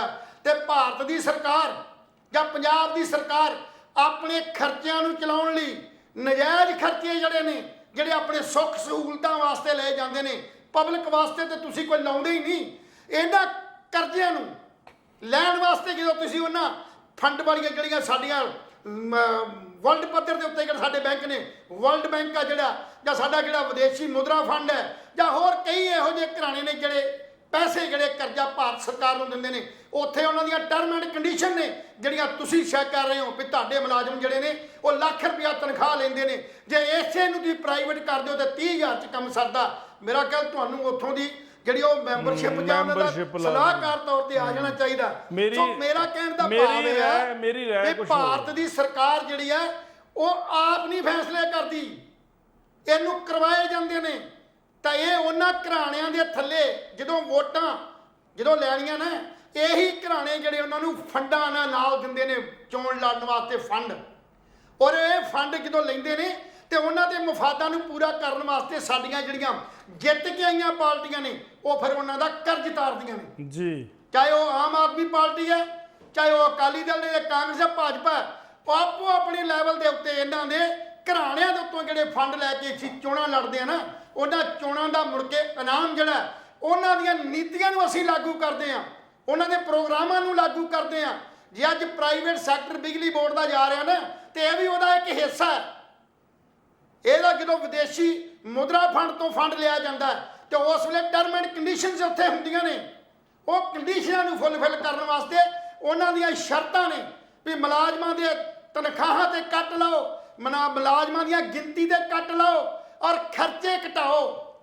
ਜੇ ਇਹੀ ਕੁਝ ਸਾਡੀ ਭਾਰਤ ਦੀ ਸਰਕਾਰ ਜਾਂ ਪੰਜਾਬ ਦੀ ਸਰਕਾਰ ਆਪਣੇ ਖਰਚਿਆਂ ਦੇ ਉੱਤੇ ਕੱਟ ਲਾਵੇ, ਜਿਹੜੀਆਂ ਜ਼ਿਆਦਾ ਜਿਹੜੀਆਂ ਸਿਕਿਉਰਿਟੀਜ਼ ਦਿੱਤੀਆਂ ਹੋਈਆਂ ਨੇ ਜਾਂ ਜਿਹੜੀਆਂ ਬਿਨਾਂ ਵਜ੍ਹਾ ਖਰਚੇ ਚਲਾਏ ਨੇ, ਜੇ ਇਹ ਬੰਦ ਕਰ ਦਿੱਤੇ ਜਾਣ ਤਾਂ ਸਾਨੂੰ ਕਰਜ਼ੇ ਲੈਣ ਦੀ ਲੋੜ ਨਾ ਪਵੇ। ਸੋ ਇਹਨਾਂ ਸ਼ਰਤਾਂ ਦੇ ਤਹਿਤ ਹੀ ਇਹ ਸਾਡੇ ਜਿਹੜੇ ਘਰਾਣੇ ਨੇ ਜਾਂ ਜਿਹੜੇ ਸਾਡੇ ਸਰਕਾਰੀ ਜਿਹੜੇ ਪਬਲਿਕ ਸੈਕਟਰ ਦੇ ਮਹਿਕਮੇ ਸੀ, ਇਹਨੂੰ ਤੋੜਨ ਦਾ ਯਤਨ ਜਿਹੜਾ ਉਹ ਇਹ ਤਾਂ ਕੀਤਾ ਗਿਆ, ਤਾਂ ਹੀ ਬਾਰ-ਬਾਰ ਜਿਹੜੇ ਨੇ ਇਹ ਪਾਰਲੀਮੈਂਟ ਤੇ ਰਾਜ ਸਭਾ ਦੇ ਵਿੱਚ ਬਿੱਲ ਪੇਸ਼ ਕੀਤੇ ਜਾਂਦੇ ਨੇ। ਉਹਨਾਂ ਬਿੱਲਾਂ ਨੂੰ ਪਾਸ ਕਰਾ ਕੇ ਫਿਰ ਕਾਨੂੰਨ ਦਾ ਜਿਹੜਾ ਰੂਪ ਉਹ ਧਾਰਨ ਕਰ ਲਿਆ ਜਾਂਦਾ ਤੇ ਫਿਰ ਉਹ ਕਾਨੂੰਨ ਨੂੰ ਤੋੜਨਾ ਫਿਰ ਆਮ ਲੋਕਾਂ ਦੇ ਵੱਸ ਦੀ ਗੱਲ ਨਹੀਂ ਰਹਿੰਦੀ। ਸੋ ਚੰਗਾ ਹੋਵੇ ਜੇ ਕਾਨੂੰਨ ਬਣਨ ਤੋਂ ਪਹਿਲਾਂ ਹੀ ਸਾਡੇ ਲੋਕ ਜਿਹੜੇ ਭਾਰਤ ਦੀ ਇਸ ਪ੍ਰਾਪਰਟੀ ਨੂੰ, ਇਸ ਮਹਿਕਮਿਆਂ ਨੂੰ ਜੇ ਬਚਾ ਸਕਦੇ ਨੇ ਤੇ ਆਪਣੀ ਏਕਤਾ, ਆਪਣੀ ਸਮਰੱਥਾ, ਆਪਣੀ ਸੂਝ ਤੇ ਬੂਝ ਤੇ ਏਕੇ ਨਾਲ ਹੀ ਬਚਾਇਆ ਜਾ ਸਕਦਾ। ਜੀ ਸ਼ੁਕਰੀਆ ਦੋਸਤੋ। ਅੱਜ ਅਸੀਂ ਬਿਜਲੀ ਰੈਗੂਲੇਟਰੀ ਤੇ ਗੱਲ ਕੀਤੀ ਕਿ ਬਿਜਲੀ ਪ੍ਰਾਈਵੇਟਕਰਨ ਹੋਣ ਨਾਲ, ਵਪਾਰੀਕਰਨ, ਮੰਡੀਕਰਨ ਹੋਣ ਨਾਲ ਆਮ ਲੋਕਾਂ ਦੇ ਕਸਟਮਰਾਂ ਤੇ ਕੀ ਫਰਕ ਪਊਗਾ। ਅਸੀਂ ਉੱਤੇ ਖਾਸ ਚਰਚਾ ਕੀਤੀ ਕਿਉਂਕਿ ਬਿਜਲੀ ਬੋਰਡ ਬਾਰੇ ਲਹਿਲ ਸਾਹਿਬ ਨੂੰ ਬਹੁਤ ਨੌਲੇਜ ਹੈ, ਕਿਉਂਕਿ ਆਲਾ ਅਫਸਰ ਰਹੇ ਨੇ ਬਿਜਲੀ ਬੋਰਡ ਦੇ ਵਿੱਚ। ਇਹਨਾਂ ਨੂੰ ਇਕੱਲੇ ਇੱਕ ਲੂਜ਼ ਬੋਲ ਦਾ ਪਤਾ ਹੈ ਕਿ ਕਿੱਥੋਂ ਚੱਲਦੀ ਹੈ, ਕਿੱਥੋਂ ਖਤਮ ਹੁੰਦੀ ਹੈ, ਇਹਦਾ ਕੀ ਹੋ ਸਕਦਾ। ਮੇਰੇ ਹਿਸਾਬ ਦੇ ਨਾਲ ਪੰਜਾਬ ਦੇ ਵਿੱਚ ਆਉਣ ਵਾਲੇ ਸਮੇਂ ਦੇ ਵਿੱਚ ਜਿਹੜੀ ਮੁਫਤ ਬਿਜਲੀ ਦੀ ਸਕੀਮ ਹੈ ਖਤਮ ਹੋ ਜਾਏਗੀ ਔਰ ਲੋਕਾਂ ਨੂੰ ਉਹੀ ਬਿੱਲ ਦੇਣਾ ਪਊਗਾ ਜਿਸ ਤਰ੍ਹਾਂ ਪਹਿਲਾਂ ਦਿੰਦਾ ਸੀ, ਜਾਂ ਫਿਰ ਸਰਕਾਰ ਕੋਈ ਨਵੀਂ ਪਾਲਿਸੀ ਲੈ ਕੇ ਆਊਗੀ ਤਾਂ ਜੋ ਲੋਕਾਂ ਨੂੰ ਰਾਹਤ ਮਿਲ ਸਕੇ। ਇਹ ਆਉਣ ਵਾਲਾ ਸਮਾਂ ਦੱਸੂਗਾ ਕਿ ਪੰਜਾਬ ਸਰਕਾਰ, ਭਗਵੰਤ ਮਾਨ ਦੀ ਸਰਕਾਰ ਕੀ ਕਰਦੀ ਹੈ। ਦੋਸਤੋ, ਤੁਹਾਨੂੰ ਸਾਡੀ ਅੱਜ ਦੀ ਚਰਚਾ ਕਿਸ ਤਰ੍ਹਾਂ ਦੀ ਲੱਗੀ? ਆਪਣੇ ਵਿਚਾਰ, ਆਪਣੇ ਸੁਝਾਅ ਸਾਨੂੰ ਜ਼ਰੂਰ ਦੇ ਦਿਆ ਕਰੋ। ਕੱਲ ਫੇਰ ਮਿਲਾਂਗੇ ਇਸੇ ਸਮੇਂ ਇਸੇ ਚੈਨਲ ਤੇ। ਤਦ ਤੱਕ ਲਈ ਇਜਾਜ਼ਤ ਦਿਓ। ਰੱਬ ਰਾਖਾ।